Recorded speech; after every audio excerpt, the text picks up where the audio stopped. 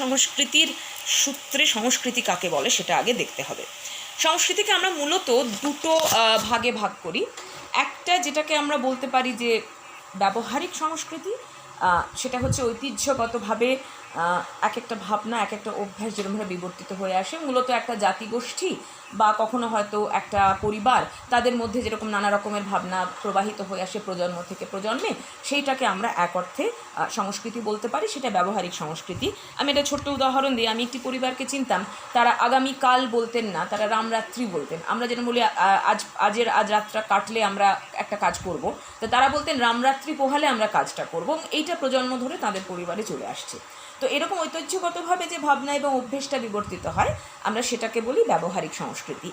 আর মনকে এবং উপলব্ধিকে যা সংস্কার করে বা যেটা পরিমার্জন করে, সংস্কৃত করে, আমরা সেইটাকে বলি মানসিক সংস্কৃতি। এবং আমাদের আজকের আলোচনার জায়গায় কিন্তু এই মনকে এবং উপলব্ধিকে যা পরিমার্জন করছে, যা পরিবর্ধন করছে, মনকে এবং উপলব্ধিকে যা উন্নততর একটা অনুভূতির জায়গায় নিয়ে যাচ্ছে, সেইটাকে আমি হাইলাইট করার চেষ্টা করব। সেই মানসিক সংস্কৃতির জায়গাটাকে আমরা হাইলাইট করবার চেষ্টা করব।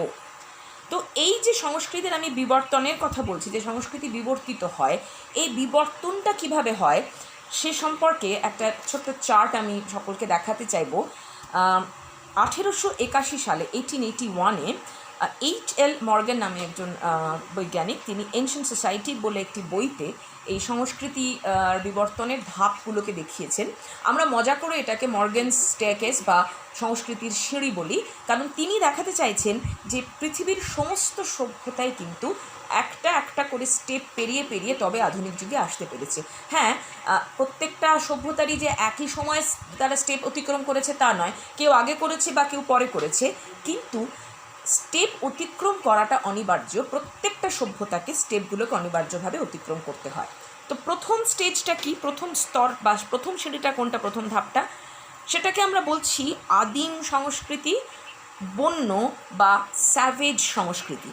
সেখানের মানুষরা হচ্ছেন একদম প্রিমিটিভ মানুষ, যারা মূলত শিকারজীবী, তারা যাযাবর এবং তারা একটা একদম অরণ্যচারী বন্য জীবন যাপন করেন।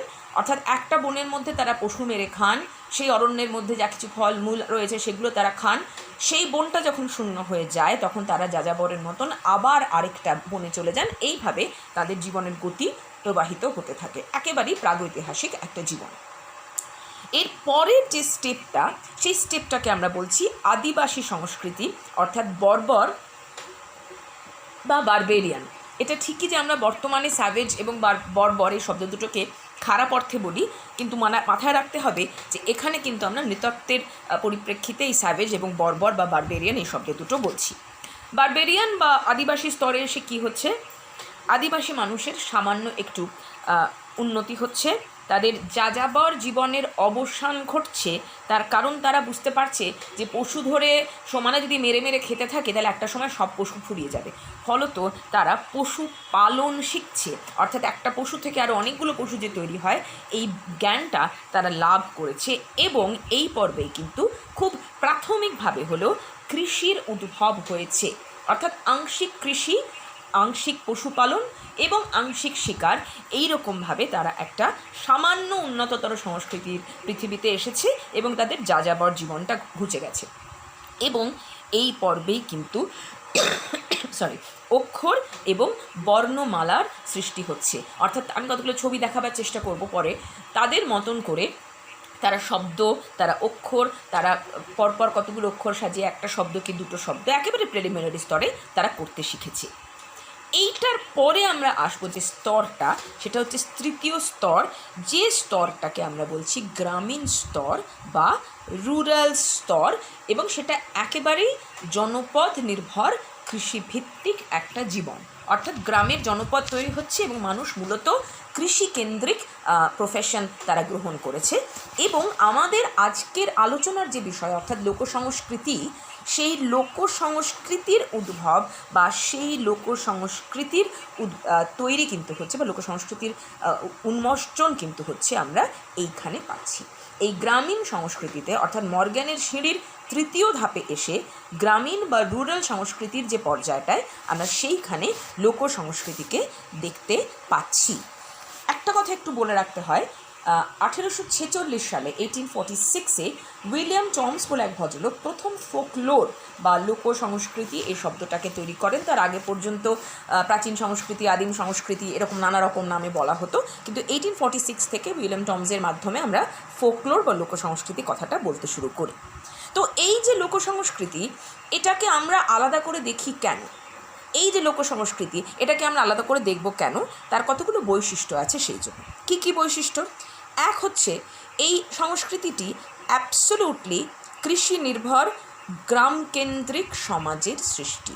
অর্থাৎ গ্রামের জীবনে যে জীবনের মুখ্য উপজীবিকা হচ্ছে কৃষি অর্থাৎ কাল্টিভেশন, সেই সমাজ থেকে এই সংস্কৃতিটা তৈরি হচ্ছে।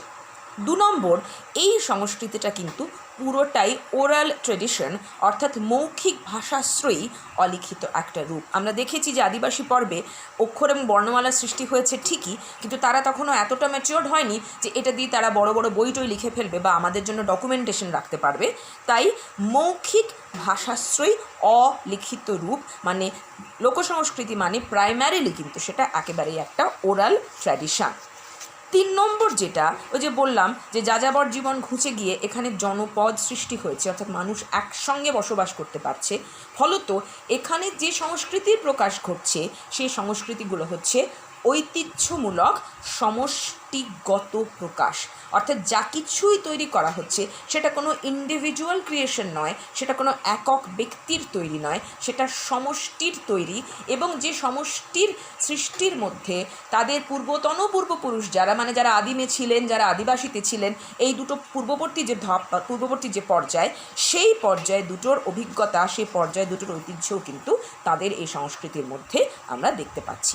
এবং যেহেতু এটা সমষ্টিগত প্রকাশ, তাই অনিবার্যভাবেই কিন্তু ব্যক্তি পরিচয় পাওয়া যায় না। অর্থাৎ লোকসাহিত্যের যে রেফারেন্সগুলো আমি আস্তে আস্তে দেওয়ার চেষ্টা করব, সেখানে আমি কোনো লেখকের নাম বলবো না, কারণ লোকসাহিত্য কে লিখেছেন কেউ জানে না।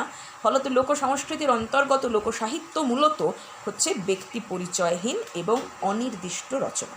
আর পঞ্চম এটার বৈশিষ্ট্য কি? এটা নমনীয় মানে ফ্লেক্সিবল এবং পরিবর্তনশীল প্রবাহ।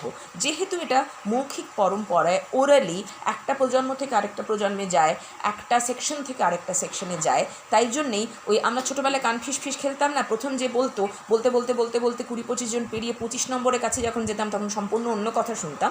তো এখানে অতটা চেঞ্জ হয়তো হয় না, কিন্তু নমনীয় এবং পরিবর্তনশীল একটা প্রবাহ, মানে লোকসংস্কৃতি এবং লোকসাহিত্যের ক্ষেত্রে নিয়ত পরিবর্তনশীল, কন্টিনিউয়াসলি চেঞ্জ হচ্ছে এইরকম একটা ধারা কিন্তু বা এইরকম একটা পরিস্থিতিকে আমরা দেখতে পাই। ফলত একটা কোনো ফর্মুলায়, একটা কোনো নিয়মে আমরা লোকসংস্কৃতিকে বাঁধতে পারি না। তো এই যে এতগুলো বৈশিষ্ট্য, 5টা বৈশিষ্ট্য সম্পন্ন যে লোকসংস্কৃতি বা ফোকলোর, সেই ফোকলোরের একটু আগে আমাদের যিনি আজকের অ্যাঙ্কার আছেন অনুজা বলছিলেন যে অনেক রকমের সেটার ম্যানিফেস্টেশন হয়, তার অনেক রকমের প্রকাশ ঘটে। আমরা এবারে সেই প্রকাশের জায়গাটা একটুখানি দেখব। 5 রকমভাবে লোকসংস্কৃতির প্রকাশ ঘটে। আমি আগেই বলেছি যে সমষ্টিগত জীবন প্রয়াসের কৃষ্টি হচ্ছে লোকসংস্কৃতি। 1 নম্বর হচ্ছে বাকধর্মী লোকসংস্কৃতি। তার অন্তর্ভুক্ত হচ্ছে ভাষা, দ্যাট ইজ ফোক ল্যাঙ্গুয়েজ, কাহিনী মানে ফোক স্টোরিজ, ছড়া, প্রবাদ এবং ফোক সংস।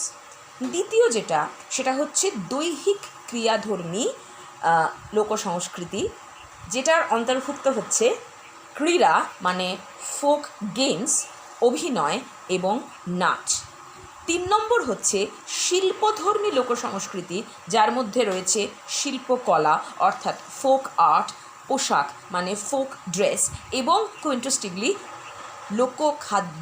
খাদ্যকে কিন্তু আমরা শিল্পকলার মধ্যেই গ্রহণ করি। 4র্থ হচ্ছে প্রয়োগধর্মী লোকসংস্কৃতি। সেই প্রয়োগের মধ্যে আমরা মূলত যেটা পাবো সেটা হচ্ছে যে লৌকিক চিকিৎসা বা আমাদের যেগুলোকে প্রাচীনপন্থী চিকিৎসা বলা হয়, যে চিকিৎসাগুলোকে এখন অনেক সময় আমরা খুব অপ্রয়োজনীয়, খুব ভুল, খুব আনসাইন্টিফিক ইত্যাদি বলি, এইরকম যে বিষয়গুলো, সেই চিকিৎসাগত যে বিষয়গুলো, সেগুলো আমরা পাবো প্রয়োগধর্মী লোকসংস্কৃতির ক্ষেত্রে। আর 5 নম্বর একদম শেষ যে লোকসংস্কৃতির বিকাশটা, সেটা হচ্ছে বিশ্বাসধর্মী। আমি এখানে পালা পার্বণ মেলা উৎসব বলেছি, কিন্তু মাথায় রাখতে হবে এই সব কিছুর সঙ্গেই কিন্তু জুড়ে রয়েছে দেবতা, অর্থাৎ লোকদেবতারা। আমরা আস্তে আস্তে একটু একটু করে এই আলোচনাগুলোর মধ্যে আসবো। আমি শুরু করি তাহলে বাকধর্মী লোকসংস্কৃতি দিয়ে, যার একদম গোড়াতেই আমরা পাচ্ছি লোকভাষা। আমি মেয়েদেরকে বলবো একটা কথা প্রথমেই, যে যেহেতু লোকসংস্কৃতির ভুবন ভীষণ বড়, মানে সবটা বলতে গেলে 3টে 4টে 5টা ক্লাসও লাগে, ফলত আজকে তো সেটা সম্ভব নয়। তাই আমি প্রত্যেকটা জিনিসই তোমাদেরকে এইরকম করে একটা স্লাইডে দেখাবো, এবং সেই স্লাইড থেকে আমার নিজের কাছে যেটা গুরুত্বপূর্ণ বলে মনে হচ্ছে বা যেটাকে ইন্টারেস্টিং মনে হচ্ছে, তোমাদের কাছে ভালো লাগবে বলে মনে হচ্ছে, সেই রকম একটি বা দুটি বিষয়কে তুলে নিয়ে আমি একটু ব্যাখ্যা করবার চেষ্টা করব। তো দেখো, আমরা লোকভাষা কত রকমের পাচ্ছি। প্রান্তীয় উপভাষা, গ্রামীণ ভাষা, মেয়েলি ভাষা, লোকসাহিত্যের ভাষা, ডাকনাম, স্থাননাম, গালাগালির ভাষা, শহুরে কখনি শহুরে রখনি, ছাত্রমহলের ভাষা, অপরাধ জগতের ভাষা। আমার মনে হয় প্রান্তীয় উপভাষা, গ্রামীণ ভাষা তোমরা নিজেরাই জানো, যে যেটা একেবারে গ্রামের মানুষের ভাষা, যার মধ্যে একটুখানি টান থাকে, এই ধরনের একটা ভাষাকে আমরা গ্রামীণ উপভাষা বলি। আমি বরঞ্চ তোমাদেরকে একটু মেয়েলি ভাষার কথা বলি। এখন যদিও আমরা এই জেন্ডার ডিভিশনটায় বিশ্বাস করি না, কিন্তু একটু নজর করে দেখবে যে মেয়েদের না কথা বলার কতগুলো ভঙ্গি আছে। কীরকম? ধরো, এ মা, ধ্যাত, আমরা আধুনিক মেয়েরাও বলি। আর গ্রামের মেয়েরা যারা, তারা কি বলেন? ওলো, হ্যালো। আবার কতগুলো সংস্কার কাজ করে। তারা রাত্রিবেলা শাককে সাপ বলেন না, তারা বলেন লতা। তারা হাতের শাঁখা ভেঙে গেলে বলেন শাঁখাটা বেড়ে গেছে। চাল ফুরিয়ে গেলে চাল ফুরিয়ে গেছে বলেন না, বলেন চাল বাড়ন্ত হয়েছে। এই দেখো, মেয়েদের কতগুলো সাইকোলজি, মেয়েদের কতগুলো সংস্কারও বলতে পারো, সেই সংস্কারগুলোকে কিন্তু আমরা এরকম মেয়েলি ভাষার মধ্যে পাচ্ছি।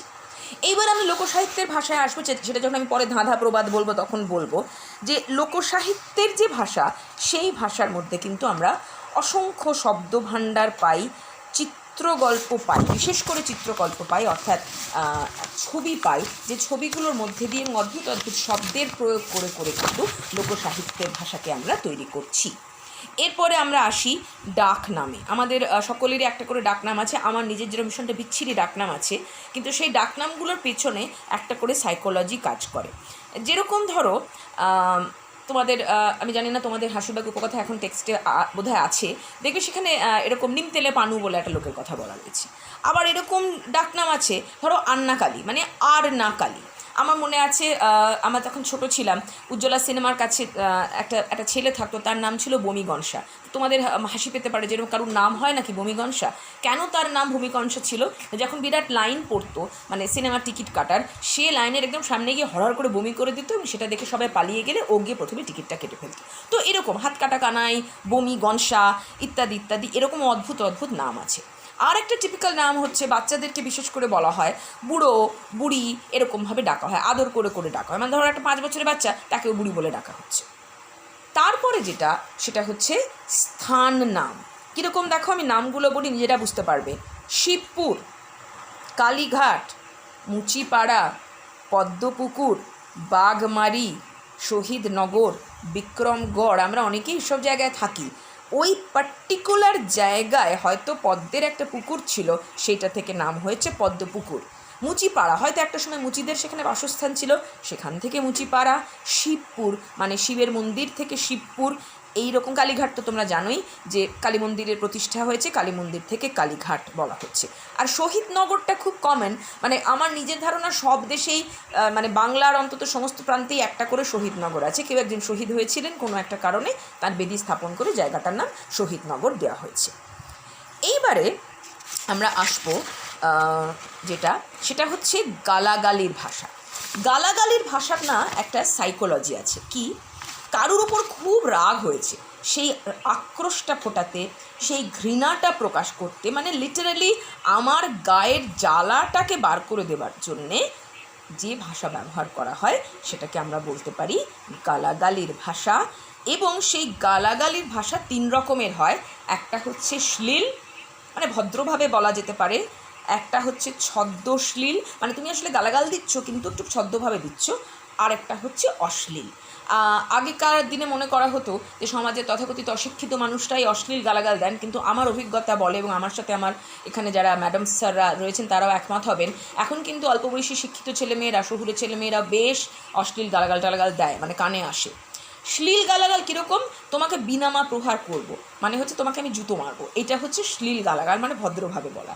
ফলে গালাগালির ভাষার মূল জায়গাটাই হচ্ছে তোমার মনের একটা আক্রোশ, মনের একটা জ্বালা, তুমি সেইটাকে প্রকাশ করছো যে ভাষার মাধ্যমে, সেটা হচ্ছে গালাগালির ভাষা।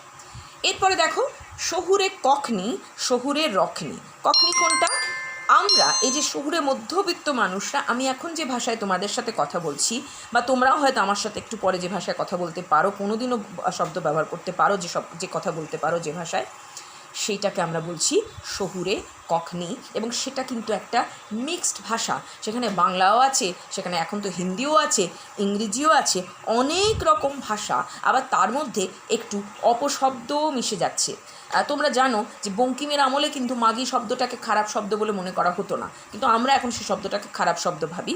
কিন্তু এই শহুরে কখনি হচ্ছে আমাদের বক্তব্যের ভাষা, আমাদের শহুরে নিজস্ব ভাষা, যে ভাষাটা হচ্ছে একটা কম্পোজিট ভাষা, একটা মিলিজুলি মশলামুড়ি ভাষা, যে ভাষার মধ্যে এখন দেখবে লাগু বলা হয়, অমুক জিনিসটা লাগু হয়েছে, তমুক জিনিসটা লাগু হয়েছে, এরকম একটা মিক্সড ভাষা হয়ে যাচ্ছে। আর পরেরটা কি? শহুরের রখনি বা রকের ভাষা। এইটা আমি এখানে প্রফেসর কুশলকে দেখলাম, আমাদের অল্প বয়সের কিছু স্মৃতি কুশলেরও নিশ্চয়ই মনে পড়তে পারে, কুশলদের পাড়াতেও ছিল। যেরকম ধরো পাড়াতে রকে ছেলেরা আড্ডা মারে, আর আমি যে কলেজটা পড়াই সেই কলেজেও ওই একটা বিরাট বড় রক আছে, ছেলেমেয়েরা আড্ডা মারে, সেখানে অশালীন অল্প শব্দ ব্যবহার করা হয় এবং অন্ধকার জগতের শব্দ, মানে ক্রিমিনাল যারা যে ভাষায় কথা বলে সেই শব্দ ব্যবহার করা হয়। আমি একটা বলি, ও গুরু কী দিচ্ছ, এই যে কথা বলার ধরনটা, গুরু মানে যে সে কিন্তু আসলে তার পূজ্য গুরু নয়, মানে লোকটাকে বা সেই মানুষটাকে গুরু বলা হচ্ছে, তো এটা হচ্ছে রকের ভাষা। এইবারে আমি যেটা বলবো সেটা তোমাদের খুব মজা লাগবে, সেটা হচ্ছে ছাত্রমহলের ভাষা। তোমরা বলবে ছাত্রমহলের আলাদা ভাষা হয় নাকি? অবশ্যই হয়। আমরা যখন অল্প বয়সী ছিলাম, আমরা বিশ্বভারতীর ছেলেমেয়েদের ভাষা নিয়ে খুব হাসাহাসি করতাম। আমরা বলতাম বিশ্বভারতীর ছেলেমেয়েরা ভীষণ সফিস্টিকেটেড, তারা বলে এই গুরু একটু সরে দাঁড়ায়, নইলে ফুল দিয়ে মারবো। আমি ইচ্ছে করে এরকমভাবে কথাটা বলছি, কারণ তারা নাকি এইভাবে বলতো, আমি নিজে কখনো শুনিনি। তো এইটা হয়তো মজা করেই বলা হতো, কিন্তু সত্যি সত্যি তোমরা একটু যে বিশ্ববিদ্যালয়গুলোকে দেখো, যাদবপুর বিশ্ববিদ্যালয়ের এক ধরনের ভাষা, আমি যাদবপুরে পড়তাম তাই ভাষাগুলো জানি। যেমন ধরো কিছু কিছু মিস্টেক করাটাকে বলা হয় গলতা, মেয়েদেরকে বলা হয় ছাঁ। সিমিলারলি কলকাতা বিশ্ববিদ্যালয়ের কিছু ভাষা আছে, যিনিরা আছেন, যিনিরা আরও ভালো বলতে পারবেন, রবীন্দ্রভারতী বিশ্ববিদ্যালয়, রবীন্দ্র ঐতিহ্য ছিল বলে একটা সময় সেখানে এক ধরনের ভাষা ছিল। ফলত ছাত্রদেরও কিন্তু ভাষা থাকে, নর্থ ক্যালকাটার ছাত্রদের বা ছাত্রীদের এক ধরনের ভাষা, সাউথ ক্যালকাটার ছাত্র বা ছাত্রীদের এক ধরনের ভাষা, এবং সেই ভাষাটা তারা মূলত বন্ধুদের মধ্যে ব্যবহার করে, আমার সঙ্গে বা টিচারদের সঙ্গে কথা বলার সময় তারা ব্যবহার করে না। এবং ওই যে বললাম তাদের ভাষার মধ্যে অপরাধ জগতের ভাষা ঢুকে যায়, ইচ্ছাকৃতভাবে নয়, কারণ এখন টেলিভিশনের এমন প্রকোপ যে টেলিভিশনে অনেক ধরনের শব্দ ব্যবহার করা হয়। বাস্তব বলে একটা সিনেমার কথা আমার মনে পড়ছে, যে যেখানে দেখা যাচ্ছে সাধারণ মুম্বাইয়ের নর্মাল মানে চলে থাকা ছেলেমেয়েরাও সেই সব ভাষা বলে। তো অপরাধ জগতের ভাষাগুলো কিন্তু হচ্ছে আবার সিম্বলিক। কীরকম? তারা পাত্তি বলে টাকাকে, খোকা বলে লক্ষ টাকাকে, বোমাকে বলে তারা পাউরুটি, মানে সিম্বলিক বলতে পারো। তারা কোড ল্যাঙ্গুয়েজে যে কথা বলে, সেই কোডেড বা কোড ল্যাঙ্গুয়েজগুলোকে আমরা বলছি অপরাধ জগতের ভাষা, যে ভাষাটা কিন্তু তুমি আমরা কিন্তু ভাষাটা বুঝবো না বা আমরা ভাষাটা জানবো না, কারণ আমরা সেই জগৎটাতে বিলং করি না। তো এইরকমভাবে লোকভাষা পেরিয়ে এইবারে আমরা যে সেকশনটাতে আসবো, পরের স্লাইডটায় আমরা আসবো, সেই স্লাইডটা হচ্ছে লোকসাহিত্য। আমি একটু আগে বলে নেব যে লোকসাহিত্যের একেবারে প্রথম তিনটে হচ্ছে, দেখো এখানে কিংবদন্তি মিথ আছে, আর পরে লোককথা আছে বা ফোকটেল আছে। আমি এই তিনটেকে আগে একটুখানি তোমাদের বলে নেব, নিয়ে তারপরে বাকিগুলো ছুঁয়ে ছুঁয়ে যাব। কেন এই মিথ, লেজেন্ড এবং টেলকে আমি একসাথে বলবো, তার কারণ হচ্ছে একদম প্রাচীনতম যে কাহিনীগুলো তৈরি হয়েছিল পৃথিবীর ইতিহাসে, সেই কাহিনীগুলোকে মিথ বলা হতো। কীভাবে তৈরি হয়েছিল? আদিম পর্যায়ে মানুষরা যখন কোনো জিনিসকে স্বাভাবিকভাবে ব্যাখ্যা করতে পারতো না, কারণ তারা তো বিজ্ঞান জানতো না তোমার আমার মতন, বিশেষ করে যখন ধরো ন্যাচারাল ক্যালামিটিস হতো, যে বাজ পড়ছে, বৃষ্টি পড়ছে, বন্যা হচ্ছে, আগুন জ্বলে যাচ্ছে, দাবানল হচ্ছে, এগুলো তারা ব্যাখ্যা করতে পারতো না, তারা ভীষণ ভয় পেত এবং তখন তারা মনে করতো এর পেছনে কোনো একজন অলৌকিক শক্তি আছে এবং সেই অলৌকিক শক্তিকে তুষ্ট করার জন্যে বা ঘটনাটাকে ব্যাখ্যা করার জন্য তারা এক একটা করে কাহিনী গড়ে তুলত, যে কাহিনীগুলোকে বলা হয় বিজ্ঞান সৃষ্টি হবার পূর্ববর্তী বিজ্ঞান, science before the advent of science. এই গল্পগুলোকে বলা হয় মিথ। এবং এর মধ্যে সৃষ্টি রহস্যের কথা থাকতে পারে, মহাপ্লাবনের কথা থাকতে পারে, আত্মার কথা থাকতে পারে, দেবতা থাকতে পারে, দেবদানবের কথা থাকতে পারে, মানুষের উদ্ভবের কথা থাকতে পারে। এবং এই মিথগুলোর সবথেকে গুরুত্বপূর্ণ যে বিষয়টা, মিথের গল্পে অলৌকিকতা থাকবেই এবং মিথের গল্পে দৈবী অবস্থান থাকবে, অর্থাৎ একজন গডকে বা গড লাইক সামওয়ানকে থাকতে হবে। তারপরে যখন মানুষ একটু আধুনিক হলো, মানে যখন মানুষের এতটা দৈবী নির্ভরতা বা অলৌকিকতার প্রতি মানুষের বিশ্বাসের জায়গাটা বা ডিপেন্ডেন্সের জায়গাটা চলে গেল, তখন কিন্তু কাহিনীগুলো তার মরে গেল না। কাহিনী থেকে আস্তে আস্তে আস্তে আস্তে ওই ধর্মীয় অনুষঙ্গগুলো সরে যেতে শুরু করলো। সরে গিয়ে যে কাহিনীটা পড়ে রইল, যার মধ্যে ধর্মীয় অনুষঙ্গ নেই, যার মধ্যে অলৌকিকতা নেই, আমরা সেটাকে বলবো টেল। আমি দুটো গল্প বলি। আমি আসলে ইচ্ছে করে লেকচারটাকে খুব গুরুগম্ভীর করতে চাইছি না বলে ছবি দিয়ে গল্প দিয়ে বলবার চেষ্টা করছি। প্রথমে বলবো একটা হাঙ্গেরিয়ান মিথের কথা, তারপর বলবো একটা ভিয়েতনামিজ ফোকটেলের কথা। হাঙ্গেরিয়ান মিথটায় দেখানো হচ্ছে একটা গরু আর একটা ঘোড়া রয়েছে। ঘোড়ার দুটো শিং রয়েছে আর গরুর দুটো দাঁত রয়েছে। তো গরুর যেহেতু শিং নেই, গরু বেচারি খুব মুশকিলে পড়েছে। যখনই কেউ তাকে অ্যাট্যাক করে, সে বলে যে আমি তো পাল্লাতে পারি না, আমার মোটাসোটা চেহারা, দৌড়তেও পারি না, আমার শিংও নেই, আমি ঘুঁটিও দিতে পারি না, তো কী করব? তো একদিন গরু ঘোড়াকে সঙ্গে নিয়ে পশুদের দেবতার কাছে গিয়ে বলেছে, দেবতা আমার একটা কিছু বিধান আপনি করুন, এইরকমভাবে আমি আর পেরে উঠছি না। তো তখন দেবতা ঘোড়াকে বলছেন, ওহে ঘোড়া, তোমার তো দুটো শিং আছে, তুমি গরুকে দিয়ে দাও। ঘোড়া তো রাজি হচ্ছে না, তার দুটো শিং। সে বলছে, আমি কেন দেবো, আমার শিং কেন আমি দেবো? তখন বলছেন, দেখো তুমি খুব দৌড়ে ছুটতে পারো, প্লাস তুমি পা দিয়ে চাট মারতে পারো, তোমাকে কেউ অ্যাটাক করলে তুমি তো নর্মালি বেঁচে যাবে, তোমার তো শিংয়ের প্রয়োজন নেই, তোমার তো গোঁতাতে প্রয়োজন হবে না, বলো তুমি গরুকে দিয়ে দাও শিং দুটো। ও বেচারি দেখো কী করে নইলে বাঁচবে। তো দিয়ে দিল। গরু কী করবে দেবতা বলছেন, কিন্তু সে বলে, আচ্ছা বিনিময়ে আমি কি কিছুই পাবো না? তখন দেবতা বললেন, হ্যাঁ সে তো বটেই, তোমারও তো কিছু পাওয়া উচিত। তখন গরুকে বললেন, তোমার ওপরের পাটির দাঁতটা তুমি দিয়ে দাও ঘোড়াকে। তো তারপর থেকে হাঙ্গেরিয়ান মিথে বলা হয় যে নিচের পাটির দাঁত দিয়ে গরু জাবর কাটে, আর ঘোড়ার শিং চলে যাওয়ার পরে ওপরের পাটির দাঁত বার করে সে হ্যাঁ হ্যাঁ করে হাসে। পুরো ব্যাপারটা ঘটে এটা বাটার সিস্টেমের মাধ্যমে, দেবতার নির্দেশে। এইবারে আমরা যখন ভিয়েতনামের টেলটাতে আসছি বা ভিয়েতনাম ফোকটেলটায় আসছি, তখন একটু একটু চেঞ্জ হচ্ছে। গরুর জায়গায় একটা মহিষ এসছে আর ঘোড়াটা যেরকম আছে সেরকম আছে। কিন্তু এই গল্পের মজাটা হচ্ছে ভিয়েতনামিন টেলে আমরা কোনো দেবতাকে পাচ্ছি না। কী পাচ্ছি? একদিন মহিষটা ঘোড়ার সঙ্গে দেখা হয়েছে।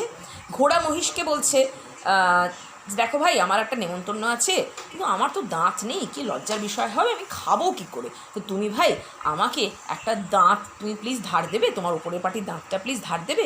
মহিষ একটু ভালো মানুষ, বোকাশোকা গোছের, সে দাঁতের পাটিটা ধার দিয়ে বলে, ভাই দিলাম বটে, তুমি কিন্তু আমাকে ফেরত দিয়ে দিও, দুটো দাঁত ছাড়া তো অসুবিধা হয়। বলো, হ্যাঁ নিশ্চয়ই নিশ্চয়ই, আমি নিশ্চয়ই ফেরত দিয়ে দেবো, নেমন্তন্ন হয়ে গেলেই আমি দিয়ে দেবো। এইবারে ঘোড়া ওপরে পাটির দাঁতটা নিয়ে চলে গেল। তো গেল, সেই যে গেল, সে আর জীবনে ফিরে এলো না। এবং তারপর থেকে দেখা যায় দুঃখী মহিষ তার নিচের পাটির দাঁত দিয়ে জাবর কাটে, আর ঘোড়াটা কি করে, সে ওই ওপরের পাটির দাঁত বার করে ভেঙচে ভেঙচে বেড়ায়। গল্প দুটো দেখো অলমোস্ট সিমিলার, গল্প দুটো অলমোস্ট এক, কিন্তু ডিফারেন্স কোথায়? মিথের গল্পে একটা অলৌকিকতার জায়গা রয়েছে, মিথের গল্পে একটা দেবতার উপস্থিতি রয়েছে, কিন্তু এখানে অর্থাৎ টেলে কিন্তু আমরা কোনো দেবতার উপস্থিতি পাচ্ছি না। আমরা যদি মহিষটাকে আর ঘোড়াটাকে দুটো মানুষ বলে ধরে নিই, তাহলে মানুষ তো মানুষ কীভাবে ঠকায়, একেবারে চেনা জানা পৃথিবীর ছবি আমরা পাচ্ছি। কিন্তু এই যে টেলের মধ্যে ডিভিনিটি নেই, যে টেলের মধ্যে কোনোভাবে আমরা আবার ধর্ম দেখতে পাচ্ছি না, এই টেল কিন্তু আবার কালক্রমে গিয়ে কিংবদন্তিতে পর্যবসিত হয় বা লেজেন্ডে পর্যবসিত হয়, যখন কাহিনীর মধ্যে কিন্তু আবার ধর্মের অনুপ্রবেশ ঘটে। কীরমভাবে ঘটে দেখো, তোমরা তো শাক্তপদাবলী পড়েছো, নিশ্চয়ই মনে আছে, একটা খুব বিখ্যাত লাইন আছে, একটা পদ্যের লাইন আছে, পদের, ওমা দেখছে দেখ ব্রহ্মময়ী রামপ্রসাদের বাঁধছে বেড়া। গল্পটা জানো যদিও, আমি একটু বলি যে রামপ্রসাদ একদিন বাড়ির বেড়া বাঁধছেন, উল্টো দিক থেকে মানে বেড়ার ওই দিকটাতে মেয়ে রয়েছে, মেয়েকে বলছেন যে আমাকে একটা করে করে দড়ি এগিয়ে দিত, আমি এদিকে গিয়ে বেড়াটা বাঁধি। তো এরকম যখন বেড়া বাঁধা প্রায় শেষ, হঠাৎ দেখছেন দূর থেকে তার মেয়ে ভিজে কাপড়ে কাঁখে একটা কলসি নিয়ে আসছে। তো উনি বলছেন, সে কি, তুই আবার পুকুরে কখন গেলি, এইমাত্র তো আমাকে সাহায্য করছিলি। মেয়ে অবাক হয়ে বলছে, আমি তোমাকে সাহায্য করছিলাম না তো, আমি তো অনেকক্ষণ আগে পুকুরে গেছি, স্নান করলাম, কাপড় কাচলাম, জল তুললাম, তারপরে তো আসছি। তো বলছে, তাহলে আমাকে এতক্ষণ ধরে দড়ি দিয়ে কে সাহায্য করছিল? তোর মতন এই শাড়ি পরা তুই তো ছিলি। তখন বোঝা গেল যে দেবী নিজে এসে, ব্রহ্মময়ী নিজে এসে হেল্প করেছেন, সাহায্য করেছেন রামপ্রসাদকে বেড়া মারতে। তাহলে দেখো, একটা নর্মাল গল্পের মধ্যে কিন্তু দেবতাকে আবার নিয়ে আসা হচ্ছে দ্বিতীয় পর্বে। প্রথমে মিথ থেকে ধর্ম বা দেবতা চলে গিয়ে টেল হলো, আবার টেলের সঙ্গে যখন নতুন করে ধর্মকে জোড়া হচ্ছে তখন আমরা সেটাকে বলছি কিংবদন্তি। এবং বিখ্যাত বাঙালি পোয়েট আছেন তরু দত্ত, তিনি যোগাদ্দা বলে একটা অসাধারণ কবিতা লিখেছেন। পরে সুযোগ হলে তোমরা একটু চন্দনা ম্যাডাম আর জিনিয়া ম্যাডামকে বলো, কবিতাটা তোমাদের ওনারা বার করে দেবেন। সেখানেও খুব সুন্দর এরকম একটা ধর্ম সাপেক্ষ বা একটা ধর্মীয় কিংবদন্তির কথা আমরা পাচ্ছি। এরকম আঞ্চলিক কিংবদন্তিও হয়। আমি অনেক বছর আগে দার্জিলিংয়ের কাছে, এখন খুব নাম হয়েছে জায়গাটা, তিনচুলে বলে, তার একটা কনফ্লুয়েন্স দেখতে গেছিলাম তিস্তা এবং রঙ্গিতের। তো সেখানে তারা একটা অদ্ভুত গল্প বলেছিল যে সেখানকার পাথরগুলো কীরকম মন্ত্রপুত, বা সেখানকার একটা চড়া কীরকম মন্ত্রপুত যে জলে ডুবে যায় না, এরকমভাবেও কিন্তু কিংবদন্তি তৈরি হয়, যেগুলোকে আমরা বলছি আঞ্চলিক কিংবদন্তি। তাই এই যে দেখো, টেল, আমরা একটা মিথ পেলাম, আমরা টেল পেলাম, আমরা আঞ্চলিক নানা রকমের কিংবদন্তি পেলাম। এরপরে আমরা আসছি কিসে, এটা একটু তোমাদেরকে জানা দরকার। আমরা এরপরে আসছি আমাদের গল্পের বিভিন্ন ধরনের শাখায়, মানে লোককথার বিভিন্ন ধরনের শাখায় আমরা রয়েছি। লোককথার কত রকমের শাখা হয়? একটা হচ্ছে রূপকথা, যেটাকে আমরা ফেয়ারি টেল বা ফোক টেল বলতে পারি। একটা হচ্ছে বীর কথা, যে বীর কথাটাকে আমরা বলতে পারি খুব বীরত্বপূর্ণ কোনো ব্যক্তিকে নিয়ে কোনো গল্প, সেটাকে আমরা বীর কথা বলতে পারি। আর রূপকথার সবথেকে ভালো এক্সাম্পল হচ্ছে তোমার আরব্য রজনী, তোমরা জানো। ইংরেজিতে আমরা হ্যান্সেল অ্যান্ড গ্রেটেলের কথাকে রূপকথা বলতে পারি, কিন্তু বাংলা রূপকথা আর ইংরেজি ফেরিটেল এক নয়, একটু পার্থক্য রয়েছে, সেটা মাথায় রাখতে হবে।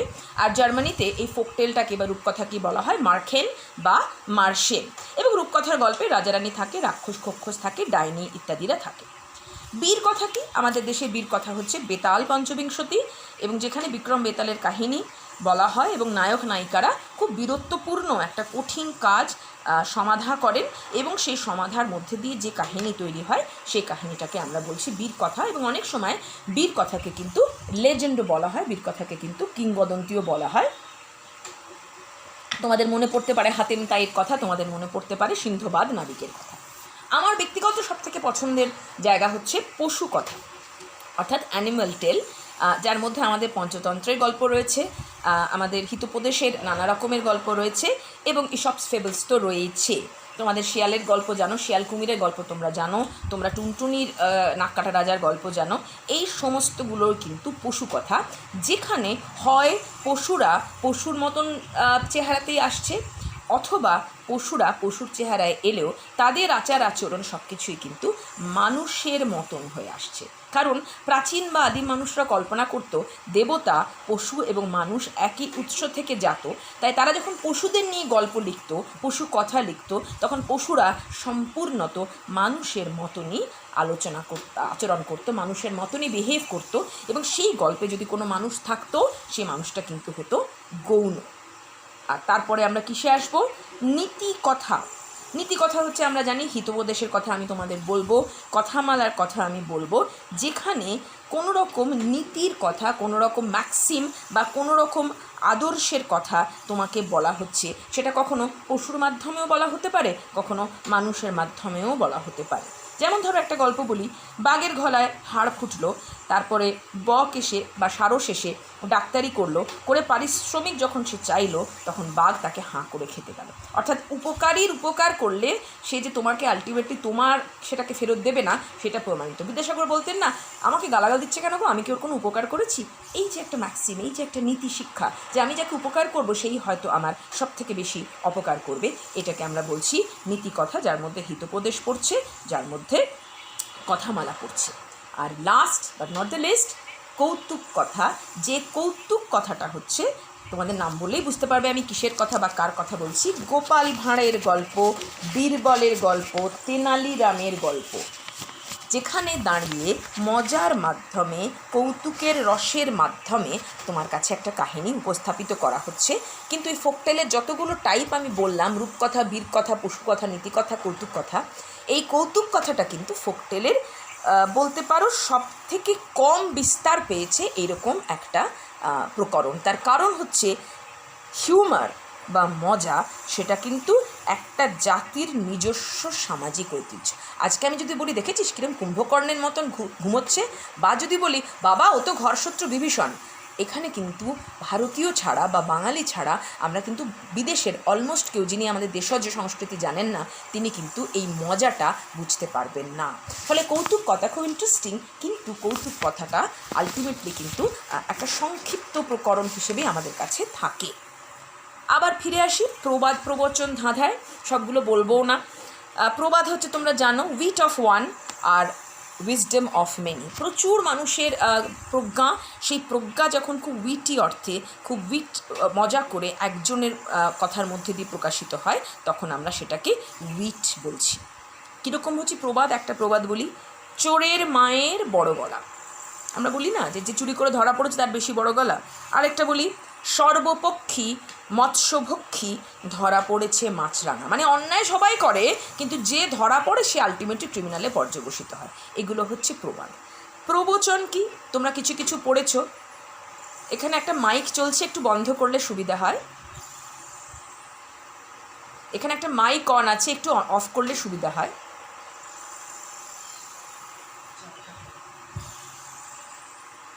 এখানে তিয়াশা বলে কারুর মাইক অন আছে, একটু অফ করলে আমার সুবিধা হয় প্লিজ।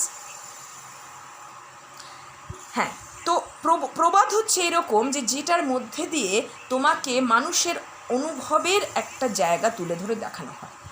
আর প্রবচন কি? আমরা পড়েছি, বঙ্কিমে পড়েছি বাল্যপ্রেমে অভিশাপ আছে। আরেকটা কি পড়েছি, নগরে লাগিলে অগ্নি দেবালয় কি এড়ায়। আরও পড়েছি, যদি দেখো মাকুন্দ চোপা এক পাও যেও নাকো বাপা। অর্থাৎ বহু মানুষের বহুদিনের যে প্রজ্ঞা, বহু মানুষের বহুদিনের যে উইজডম, সেইগুলো যখন একটা লাইনের মধ্যে দিয়ে প্রকাশ পায়, তখন আমরা সেটাকে বলছি প্রবাদ। ধাঁধা কি? ধাঁধাও হচ্ছে ঐতিহ্যবাদী জ্ঞানের ভাণ্ডার, ঐতিহ্যবাদী জ্ঞানের অনুভবের জায়গা, যেখানে প্রবাদের মতনও কিন্তু মনে রাখতে হবে ধাঁধাও কিন্তু একটা নির্দিষ্ট জাতি কৌমের মধ্যে রয়েছে। প্রবাদটাও হচ্ছে একটা নির্দিষ্ট জাতি কৌমের মধ্যে রয়েছে, বাইরের লোক বুঝতে পারবে না। ধাঁধাও তেমনি একটা নির্দিষ্ট জাতি কৌমের মধ্যে রয়েছে, যে ধাঁধাটা বা যে হেঁয়ালিটা অন্য জাতের কেউ কিন্তু বুঝতে সেভাবে পারবে না। এবং তোমরা জানো ধাঁধা হচ্ছে মূলত লোক ঠকানো। আগেকার দিনের জামাইদেরকে এরকম যখন বিয়ের আসরে নিয়ে যাওয়া হতো, বাসরে নিয়ে যাওয়া হতো, তাদেরকে না লোক ঠকানো হতো। জামাই ঠকানো ধাঁধা বলে একটা খুব মজার একটা পর্ব ছিল, যে বেচারি জামাইকে নতুন শ্বশুর বাড়িতে লোক ঠকানো হতো। তা আমি তোমাদেরকে দুটো ধাঁধা বলি, দেখো তো উত্তরগুলো পাওয়া যায় কি না। একটা ধাঁধা হচ্ছে, এক রাঁধুনি হর দেশে সব রান্না রাঁধে সে। আমি কিন্তু কোনো ছাত্রী কি তুমি কেউ কি বলতে পারবে এটা কি? এক রাঁধুনি হর দেশে সব রান্না রাঁধে সে, বলতে পারবে এটা কি? ভুল হলেও কিচ্ছু অসুবিধা নেই, আমিও তো শিখে পড়েই শিখেছি। আচ্ছা, দেবারতী বলছে অন্নপূর্ণা। না, আমি দেবারতী একটু সংশোধন করে দিই। এক রাঁধুনি হর দেশে সব রান্না রাঁধে। অন্নপূর্ণাকে তো তুমি আমেরিকায় পাবে না, অন্নপূর্ণাকে তো তুমি জার্মানিতে পাবে না। এটা হচ্ছে আগুন, সে একটাই রাঁধুনি, সে সব দেশে, মানে আগুন হচ্ছে এমন একটা ইনগ্রেডিয়েন্ট যেটা ছাড়া তুমি রান্না করতে পারবে না। পরেরটা খুব সোজা, আমার ধারণা পরেরটা তোমরা নিশ্চয়ই পারবে। স্ত্রী পুরুষে খায় পান, দুইজনে 22 কান। স্ত্রী পুরুষে খায় পান, দুইজনে 22 কান। বলো তো কার কথা বলা হচ্ছে? বলো তো কার কথা বলা হচ্ছে? স্ত্রী পুরুষে খায় পান, দুইজনে 22 কান। খুব সোজা, একটু ভাবো, আমাদের পুরাণের কথা ভাবো, তাহলে উত্তরটা পেয়ে যাবে। আচ্ছা, আমি বলে দিচ্ছি, 22টা কান মানে 20 + 2, এটা হচ্ছে মন্দোদরি আর রাবণ দুজনে মিলে পাটি করে গল্প করতে করতে পান খাচ্ছে, তাহলে 22টা কান। রাবণের 20টা কান আর মন্দোদরির 2টো কান, মানে 22টা কান। ফিরে আসি আমরা লোকসাহিত্যের একদম লাস্ট বর্গটায়। বাকিগুলো আমি ডিটেলে যাচ্ছি না, ছড়াটা বলতেই হয়, কারণ ছড়াটা হচ্ছে অন্যতম প্রাচীন লোকসাহিত্যের নিদর্শন। এটাকে বলা হয় পোয়েটিক প্রিমিটিভ। আমরা মূলত 3টে টাইপের ছড়া পাই। একটা হচ্ছে ছেলে ভুলোনো ছড়া, যেরকম ধরো খোকন খোকন করে মায়, খোকন গেছে কাদের নায়, সাতটা কাকে দাঁড় বায়, খোকন রে তুই ঘরে পায়। বা ধরো এরকম গান পাই আমরা ছেলে ভুলোনো ছড়ার মধ্যে। আমরা লালাবাই বা ঘুম পাড়ানি গানও পাই। একটা খুব চেনা গান বলি, খোকা ঘুমোলো, পাড়া জুড়োলো, বর্গি এলো দেশে, বুলবুলিতে ধান খেয়েছে, খাজনা দেব কিসে? পান ফুরোলো, ধান ফুরোলো, এখন কিসে খাজনা? একটুকু সময় সবুর করো, রসুন বুনেছি দেব খাজনা। এরকম যে একটা কবিতা। আসলে আমরা ছেলে ভুলানো ছড়ার মধ্যে বাচ্চাদেরকে ভুলানোর জন্যে ছড়া বলি। তার সব থেকে বিখ্যাত ছড়া হচ্ছে আইকম বাইকম তাড়াতাড়ি। আইকম বাইকম তাড়াতাড়ি, যদু মাস্টার শ্বশুর বাড়ি, রেল কম ঝমাঝম, পা পিছলে আলুর দম। এটা হচ্ছে একদম পারফেক্ট ছেলে ভুলানো ছড়া। এই যদু মাস্টারকে, যে বাচ্চাগুলোকে বা যে বাচ্চাটাকে কবিতাটা বলা হচ্ছে, তাকে হয়তো যদু মাস্টার একদিন ধরে ঠেঙিয়েছে, হয়তো পিটিয়েছে, খুব রাগটা। এবার একদিন সে খুব কাঁদছে যখন, তখন তার মা বা মাসি বা পিসি বা কেউ একজন ঠাকুমা কবিতাটা বানিয়ে দেখাচ্ছেন যে যদু মাস্টার কীরকম হেনস্থা হচ্ছে। কীরকমভাবে? আইকম বাইকম তাড়াতাড়ি, যদু মাস্টার শ্বশুরবাড়ি। যদু মাস্টার শ্বশুরবাড়ি যেতে গিয়ে পা পিছলে ধরাম করে পড়ে গেছে, পড়ে গিয়ে পা পিছলে আলুর দম, মানে মাথায় এইখানে একটা আলু তৈরি হয়েছে। বা তোমরা বলবে, আচ্ছা কী করে পড়লে? পরের লাইনটা হচ্ছে রেল কম ঝমাঝম। আমাদের মনে হয় যে এটা রেন কাম, ঝমাঝম বলছি না, রেন কাম মানে বৃষ্টি আসছে, বৃষ্টিতে পা পিছলে যদু মাস্টার পড়ে গিয়ে মাথায় আলু হয়েছে। আর আরেকটা চিত্রকল্প বললাম, ওই যে বললাম লোকসাহিত্যের ভাষায় চিত্রকল্প থাকে। আলুর দমে কী হয় দেখবে, ঝোলের মধ্যে আলুগুলো ঘাঁটা থাকে, মানে ঝোলের মধ্যে আলু ভাসে। এইখানে কাদা ভর্তি মাটির মধ্যে যদু মাস্টার পড়ে গেছে, তার মাথায় আলু, আর কাদায় মাখামাখি হয়ে তাকে দেখেও যেন মনে হচ্ছে সে যেন কাদা নামক ঝোলের মধ্যে আলুর দমের আলুর মতো পড়ে রয়েছে। তাহলে আইকম বাইকম কারা? আইকম মানে হচ্ছে আই কাম, বাই মানে হচ্ছে ভাই, কাম COME কাম, অর্থাৎ আমি আসছি, ভাই আসছে তাড়াতাড়ি। কারণ যদু মাস্টার শ্বশুরবাড়ি যেতে গিয়ে ঝমঝম করে বৃষ্টি পড়ছে, পা স্লিপ করে পড়ে গিয়ে মাথায় আলুর দম হয়ে গেছে। বুঝতেই পারছো মাস্টারমশাইদের এরকম হেনস্থা দেখলে ছাত্রদের কী আনন্দই না হয়, তোমাদেরও হয়তো হতো। এই আনন্দ দেখে বাচ্চাটা খিলখিল করে হাসছে, ফলে তাকে ছেলে ভুলানো ছড়া বলা হচ্ছে। তো ছেলে ভুলানো ছড়ার মধ্যে যেগুলো লালাবাই থাকে বা ঘুম পাড়ানি ছড়া থাকে, সেগুলো কিন্তু একটু আলাদা। কারণ সেখানে কিন্তু মা শুধু যে ছেলেকে আনন্দ দেবার জন্য বলেন তা নয়। ওই যে বললাম যে খোকা ঘুমালো, পাড়া জুড়োলো, বর্গি এলো দেশে, বুলবুলিতে ধান খেয়েছে, খাজনা দেব কিসে?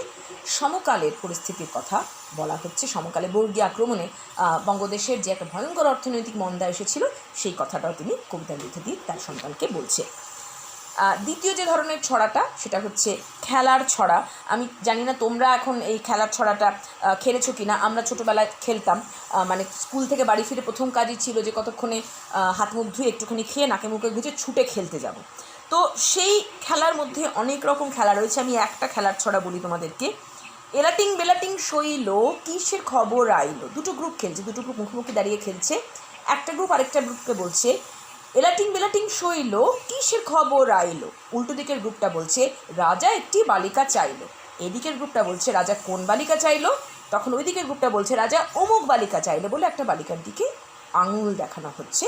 তখন এই দিকের গ্রুপটা বলছে নিয়ে যাও বালিকা, বলে সেই মেয়েটিকে, মানে মেয়েরা খেলে, খেলুড়েটিকে বার করে দেওয়া হচ্ছে দল থেকে। এরকম চলতে চলতে চলতে চলতে আলটিমেটলি দুটো দলের মধ্যে যে দলের একটা খেলুড়ে বেঁচে থাকে সেই দলটা জয়ী হয়। এখন দেখো, এটা তো বাচ্চাদের খেলা, মানে কুমিরডাঙ্গা বাচ্চাদের খেলা, কানামাছি বাচ্চাদের খেলা, সবই তো বাচ্চাদের খেলা। এই খেলার ছড়াগুলো যখন পরবর্তীকালে আমরা বড় হয়ে পড়তে শিখেছি বা বুঝতে শিখেছি, তখন কিন্তু দেখছি যে খেলার ছড়ার মধ্যে কিন্তু অনেক ধরনের সামাজিক অন্যায়ের প্রসঙ্গ লুকিয়ে রয়েছে।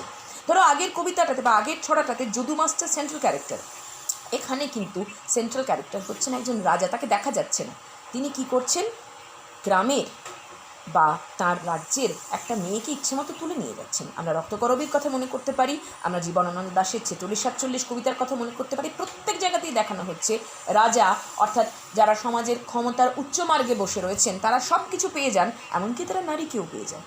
একেবারে বাচ্চাদের একটা খেলা, এলাটিং বেলাটিং শৈল। এই বাচ্চাদের খেলার ছড়ার মধ্যে কিন্তু মেয়েদের যে চরম অবমাননা, মেয়েদেরকে যেভাবে এক্সপ্লয়েট করা হতো, সেই এক্সপ্লয়েট করা ছড়ার কথা বলা হচ্ছে।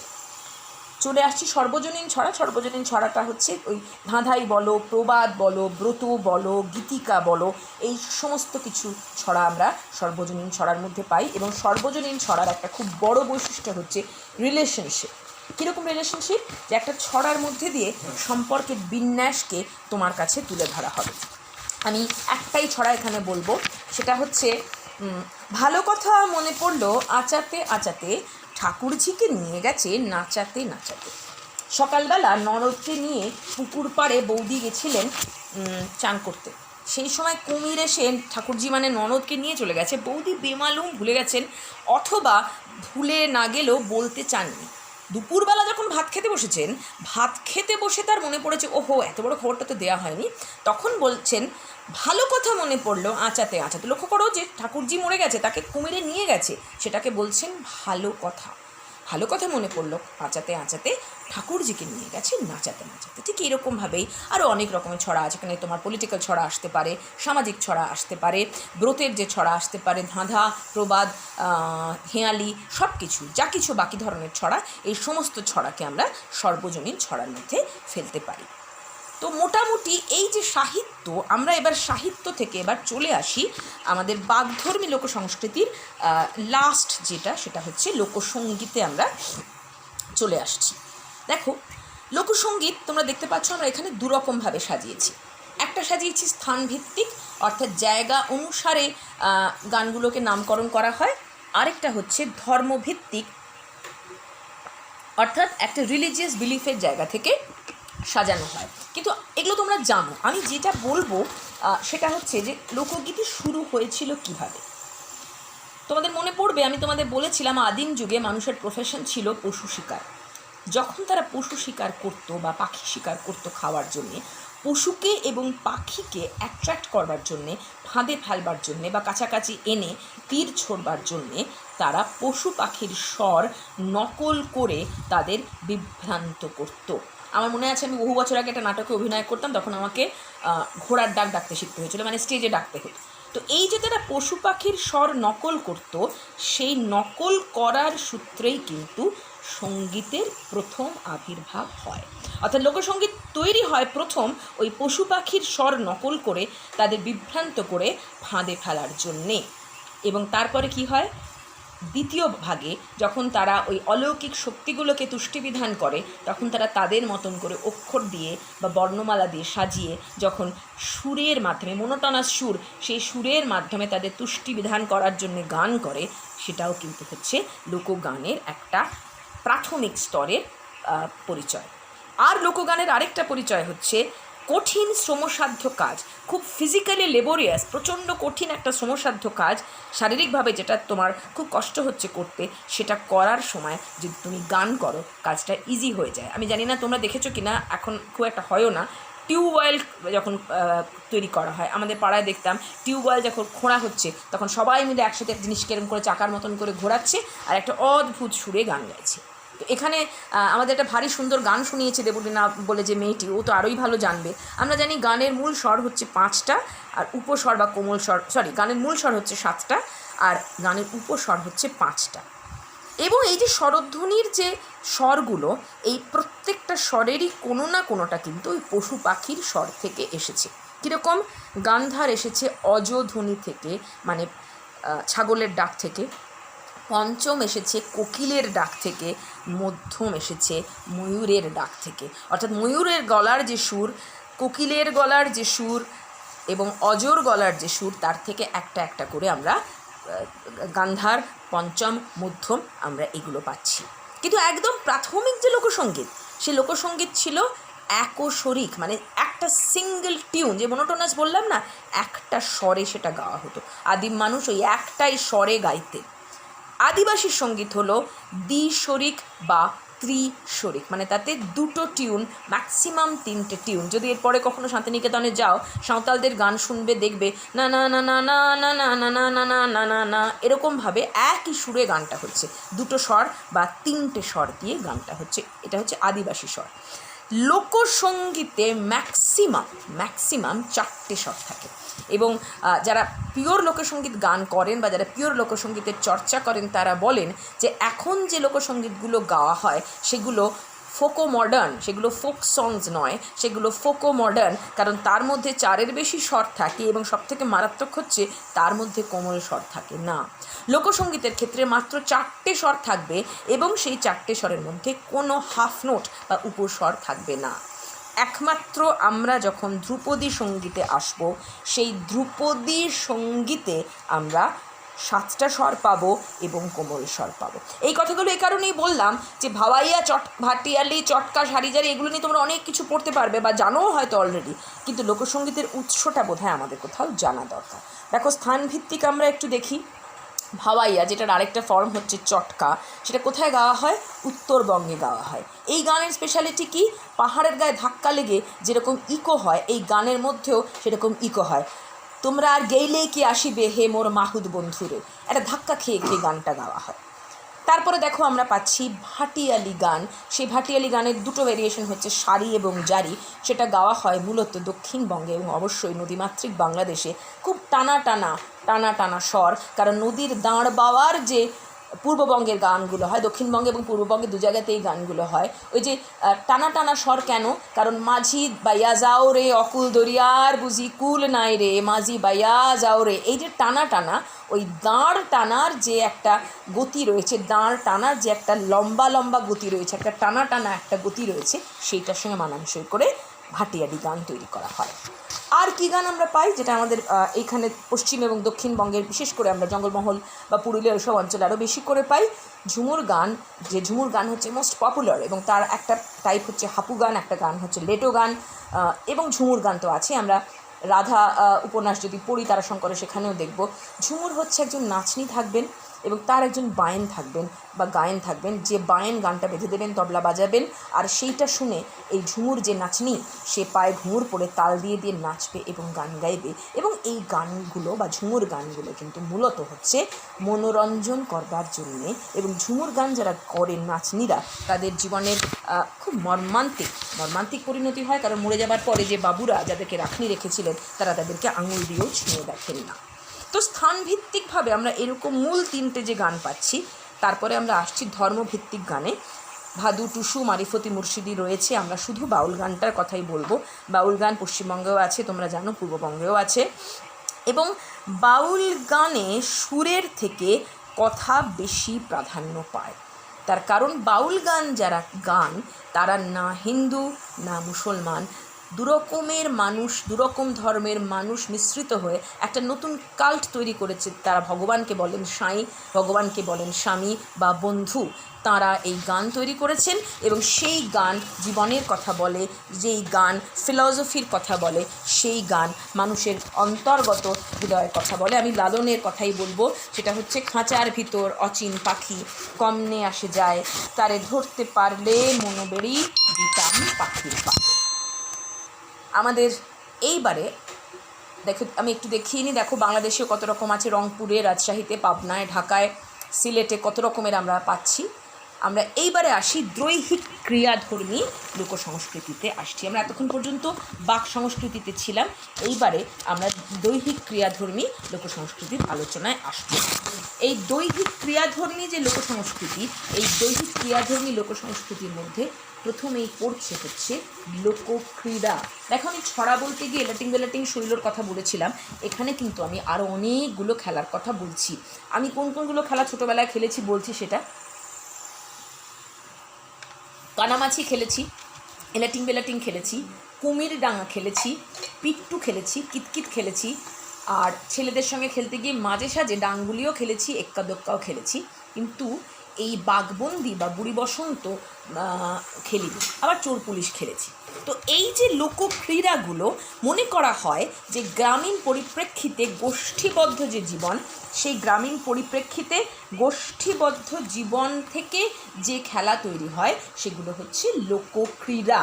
কুমিরডাঙা তোমরা জানো, আমরা বলি কুমির তোমার জলকে নেমেছি বলে ওপর থেকে নিচে নেমে কুমিরকে প্রলুব্ধ করার একটা ব্যাপার দেখা যায়। কিতকিত খেলাও তোমরা জানো, পিট্টু পরপর কতগুলো ঘুঁটি সাজিয়ে বল দিয়ে সেটাকে ভেঙে খেলা হয়, এরকমভাবে আমরা পাচ্ছি। আমি যে খেলাটার কথা একটু এক্সপ্লেন করব, সেটা হচ্ছে কানামাছি। কেন এক্সপ্লেন করব? কারণ এই যে লোকক্রীড়াগুলো, জানো, লোকক্রীড়ার মধ্যে শুধু যে খেলার বৈশিষ্ট্য থাকে তা নয়, মানে শুধুই যে খেলার কথা বলা হয় তা নয়। লোকক্রীড়ার মধ্যে জাদু সংস্কার থাকে, লোকক্রীড়ার মধ্যে প্রাচীন সভ্যতার ফেলে আসা ইতিহাসের অবশেষ থাকে। এই যে বাঘবন্দি খেলা দেখছো, এখানেও কিন্তু একটা সময় যখন শিকারে যেতেন রাজা মহারাজারা, তারা চারপাশ থেকে ঘিরে ফেলে বাঘকে যে মেরে ফেলতেন, মানে শিকারের আনন্দের মধ্যে দিয়ে বাড়িতে বড় বড় করে বাঘের মাথা সাজিয়ে রেখে আমার কত শক্তি, আমি কত বড় শিকারে, এই যে প্রমাণ করা হতো, তোমরা শরদিন্দুর প্রচুর গল্পে এগুলো পাবে। এই যে রাজাদের নির্বিচারে প্রাণী হত্যার যে একটা বিলাস ছিল বা একটা ব্যাসন ছিল বলতে পারো, সেই বিলাস ব্যাসনের খেলাটাই কিন্তু পরবর্তীকালে বাঘবন্দি খেলার মধ্যে আমরা দেখতে পাচ্ছি। অর্থাৎ বাঘবন্দি খেলাটা হচ্ছে অতীত ইতিহাসের একটা ধারাবাহিকতা এখানে তুলে ধরছে। কিন্তু আমি পার্সোনালি তোমাদেরকে কানামাছি খেলাটা বলতে চাইছি এই কারণে, কানামাছি খেলাটা তোমরা নিশ্চয়ই জানো। একজনের চোখ বেঁধে দেওয়া হয়, দিয়ে তাকে বনবন করে ঘুরিয়ে দেওয়া হয়, দিয়ে তাকে ছেড়ে দেওয়া হয়, আর তার চারপাশে বাকিরা দৌড়ে দৌড়ে বেলায় এবং বলে কানামাছি ভোঁ ভোঁ, যাকে পাবি তাকে ছো বলে। আর যে ছেলেটি বা যে মেয়েটি কানামাছি হয়েছে সে এরকম চোখ বাঁধা এরকম অবস্থায় ঘুরতে ঘুরতে বলে আনি মানি জানি না, পরের ছেলে মানি না। ঘুরতে ঘুরতে ঘুরতে ঘুরতে যদি সে কাউকে পট করে ছুঁয়ে ফেলে, যাকে সে ছুঁয়ে ফেলছে সে তখন কানামাছি হয়ে যায়। আগের কানামাছি চোখ থেকে কাপড়টা খুলে নতুন কানামাছিকে পরিয়ে দেয়, আবার খেলাটা হয়। এই যে খেলাটা চোখ বেঁধে দিচ্ছে এবং সে যাতে কাউকে ছুঁতে না পারে, মানুষরা বা খেলুড়েরা, অন্য খেলুড়েরা দূরে দূরে পালিয়ে যাচ্ছে কেন, এটার পিছনে একটা জাদু সংস্কার কাজ করে। চোখ বাঁধা মানে সে অন্ধ, সে প্রতিবন্ধী। প্রাচীন মানুষরা মনে করতেন যে প্রতিবন্ধী, যার একটা শারীরিক অঙ্গখুঁত রয়েছে, ফিজিক্যাল একটা ডিফর্মিটি রয়েছে, সে যদি আর কাউকে ছুঁয়ে দেয় তারও নাকি সেই খুঁতটা হয়ে যাবে। কোনো বিশ্বাস নেই, মানে আজকালকার দিনে বাচ্চা যদি কানামাছি খেলে সে নিশ্চয়ই সব ভেবে খেলবে না, কিন্তু কানামাছিটার মধ্যে কোথাও কিন্তু এই সংস্কারের জায়গাটা রয়েছে, যে কারণে কানামাছি ভোঁ ভোঁ, যাকে পাবে তাকে ছোঁ বলে খেলুড়েরা চারপাশ দিয়ে ঘুরে বেড়ায় যাতে সে ছুঁতে না পারে। আর যেই মুহূর্তে কাউকে সে ছুঁয়ে দিচ্ছে সে তখন অন্ধ হয়ে যাচ্ছে। তাহলে দেখো, আমি দুটো খেলা বললাম, বাঘবন্দি বললাম আর কানামাছি বললাম। একটার মধ্যে প্রাচীন ইতিহাসের প্রসঙ্গ রয়েছে, আর একটার মধ্যে কিন্তু আমরা জাদু সংস্কারের কথা পাচ্ছি। অর্থাৎ লোকক্রীড়া যেগুলো, সেগুলো কিন্তু নিছক গ্রামীণ পরিবেশে তৈরি হওয়া কতগুলো বাচ্চাদের খেলা নয়, সেই খেলাগুলোর মধ্যে কিন্তু কোথাও আরও গভীরতর অর্থ, গভীরতর ব্যঞ্জনাকে আমরা দেখতে পাচ্ছি। এইবারে আমরা চলে আসি ছৌ নৃত্যে। মানে অনেক রকমের নাচ আছে, আমি একটু একটু করে ছোট্ট করে বলতে যাব, কিন্তু ছৌ নৃত্যটা মোস্ট ইম্পর্ট্যান্ট বলে আমি ছৌ নৃত্যটার কথায় আগে আসবো। কিন্তু তার আগে ঠিক যেরকম গানের কথা তোমাদের বলেছি যে লোকসঙ্গীতের উদ্ভব কেন হয়েছে, সিমিলারলি আমি লোকনৃত্যের উদ্ভব কেন হয়েছে সেটাও তোমাদেরকে আমি বলবো, কারণ আমার মনে হয়েছে যে শুধু এক্সাম্পল দিলে মানে হয় না কোনো আলোচনা করার। ওই যে বললাম যে আদিবাসী যুগে, মানে বারবেরিয়ান পিরিয়ডে মানুষ অক্ষর এবং বর্ণমালা তৈরি করতে শিখেছিল এবং তারা ভাব বিনিময় করতে শিখেছিল। তার আগের যে স্টেজটা, আদিম স্টেজটা, যখন মানুষ কীভাবে কমিউনিকেট করতো, মানুষ কমিউনিকেট করতো অঙ্গভঙ্গির দ্বারা। আমি তোমাদের একটা ছবি দেখাবো পরে, অঙ্গভঙ্গির দ্বারা কমিউনিকেট করতো। এই যে অঙ্গভঙ্গির দ্বারা কমিউনিকেট করতো, ভাব বিনিময় করবার জন্য অঙ্গভঙ্গি করতো, ঠিক সেইখান থেকে লোকনৃত্যের উদ্ভব হয়েছে। আদিম মানুষ ভাব বিনিময় করবার জন্যে, তখন তারা কথা বলতে সেভাবে শেখেনি, শব্দ শেখেনি, ভাব বিনিময় করবার জন্যে যে অঙ্গভঙ্গি করত, সে অঙ্গভঙ্গিগুলো ক্রমবিবর্তিত হয়ে লোকনৃত্যে পর্যবসিত হয়েছে। এবং এখানে আরেকটা কী হতো, গানেও যেটা ছিল তোমরা জানো, যে ওই অলৌকিক শক্তিকে তুষ্টিবিধান করার জন্য অক্ষর সাজিয়ে তাতে সুর দিয়ে গান করা। সিমিলারলি ওই সুর দিয়ে অক্ষর সাজিয়ে যখন তারা গান গাইছে, তখন তারা কিন্তু আবার নাচছেও, নানা রকম ধর্মীয় প্রকরণের ক্ষেত্রে নেচে নেচে তারা জাদু সংস্কারটাকে তুলে ধরছে। তারা নেচে নেচেও কিন্তু কোথাও দেবতাকে তুষ্ট করার চেষ্টা করছে। হুদুমদেও বলে একটা নাচের কথা আমি তোমাদেরকে বলবো, নর্থ বেঙ্গলে আছে, যেখানে বৃষ্টি নামাবার জন্যে গ্রামের মেয়েরা উলঙ্গ হয়ে রাত্রিবেলা মাঠের মধ্যে ঘুরে ঘুরে ঘুরে ঘুরে নাচেন, সেখানে পুরুষদের প্রবেশ নিষেধ। ফলে জাদু সংস্কারের কারণে, ধর্মীয় অনুষঙ্গের কারণেও কিন্তু লোকনৃত্যের সৃষ্টি হয়েছিল। এবং অবশ্যই বিশেষ ধরনের উৎসবের ক্ষেত্রে, অনুষ্ঠানের ক্ষেত্রে, বিয়ের ক্ষেত্রে, নানা রকম ফেস্টিভ্যালের ক্ষেত্রেও কিন্তু নাচ আমরা পাচ্ছি। তো মোটামুটিভাবে আমরা ধরে নিতে পারি অঙ্গভঙ্গির দ্বারা ভাব বিনিময়ের জন্যে এবং জাদু মন্ত্রের দ্বারা বা জাদু ক্রিয়ার দ্বারা বা জাদু অ্যাক্টিভিটির দ্বারা দেবতাকে সন্তুষ্ট করার জন্যে নাচের তৈরি হয়েছিল ফলত নাচের সঙ্গে অঙ্গাঙ্গিভাবে জুড়ে থাকে মুখোশ, ছদ্মবেশ এবং জাদু ভঙ্গিমা। এবং একদম প্রাচীন যে ফোক ডান্স, সেই ফোক ডান্সের যে ফর্মগুলো বা ফোক ডান্সের যে ধরনগুলো, যে মানুষগুলো সেই ফোক ডান্স নাচতেন, তাদের হাব ভাব, চলাফেরা, লাভ ঝাঁপ, অঙ্গভঙ্গি সমস্তটাই কিন্তু পশুদের মতন, কারণ তারা পশুর মতন সেজে নাচতেন।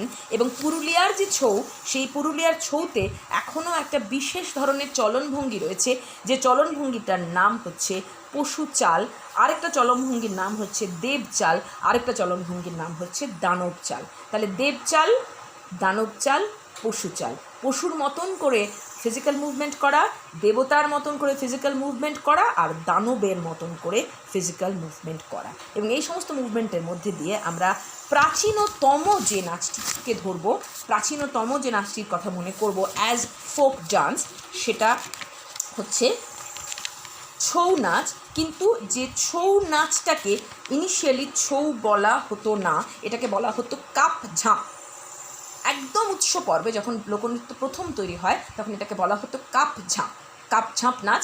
এবং সেই কাপ ঝাঁপ নাচটাই পরবর্তীকালে বিবর্তিত হয়ে এটা ছৌ ডান্স হিসেবে গৃহীত হয়। এবং 1978 একাডেমি অফ ফোকলোরের উদ্যোগে প্রথম পুরুলিয়াতে কাঁটাডি গ্রামে ছৌ নৃত্য উৎসবের মধ্যে দিয়ে এই নাচটাকে অফিসিয়াল স্বীকৃতি দেওয়া হয়। এবং ছৌ নাচের 3টে ধরন রয়েছে, একটা পুরুলিয়া ছৌ, একটা সেরাইকেলা ছৌ এবং একটা ময়ূরভঞ্জের ছৌ। 3টের মধ্যে ডিফারেন্স কোথায়? পুরুলিয়া ছৌয়ে মুখোশ মাস্ট, মুখোশ পরতেই হবে তোমাকে। সেরাইকেলা ময়ূরভঞ্জে মুখোশ পরাটা কম্পালসারি নয়, পরতেও পারো, নাও পরতে পারো। আরেকটা যেটা পুরুলিয়ার ছৌটা হচ্ছে একেবারেই ফোক ডান্স, কিন্তু ময়ূরভঞ্জের ছৌটা রাজকীয় পৃষ্ঠপোষকতা লাভ করেছে, এবং টু সাম এক্সটেন্ট সেরাইকেল্লার ছৌটা সেটাও রাজকীয় পৃষ্ঠপোষকতা লাভ করেছে। ফলে তার মধ্যে কিন্তু ফোক এলিমেন্টগুলো অনেকটা কমে গেছে। কিন্তু পুরুলিয়ার ছৌয়ে যেহেতু শ্রমজীবী মানুষরাই নাচ করেন, তাই সেইটার মধ্যে কিন্তু রয়ে গেছে একদম ওয়ার ডান্সের একেবারে প্রাচীনতম ফর্মটা রয়ে গেছে পুরুলিয়ার ছৌ ডান্সের মধ্যে, যে কারণে আমরা পুরুলিয়ার ছৌ ডান্সটাকেই পারফেক্ট ফোক ডান্স বলে মনে করি। পরেরগুলো দেখো, বউ নাচ, এটা মূলত পূর্ববঙ্গের নাচ। আমি একটা গান বললে বুঝতে পারবে, সোহাগ চাঁদ বদনি ধ্বনি নাচো তো দেখি। এই নাচটা হচ্ছে বাড়িতে নতুন যে বৌমা আসছে, সে বৌমা নাচতে পারে কিনা তার টেস্ট। কেন বলো তো? মনে করো মনসমঙ্গলের কথা, বেহুলা কী করেছিল?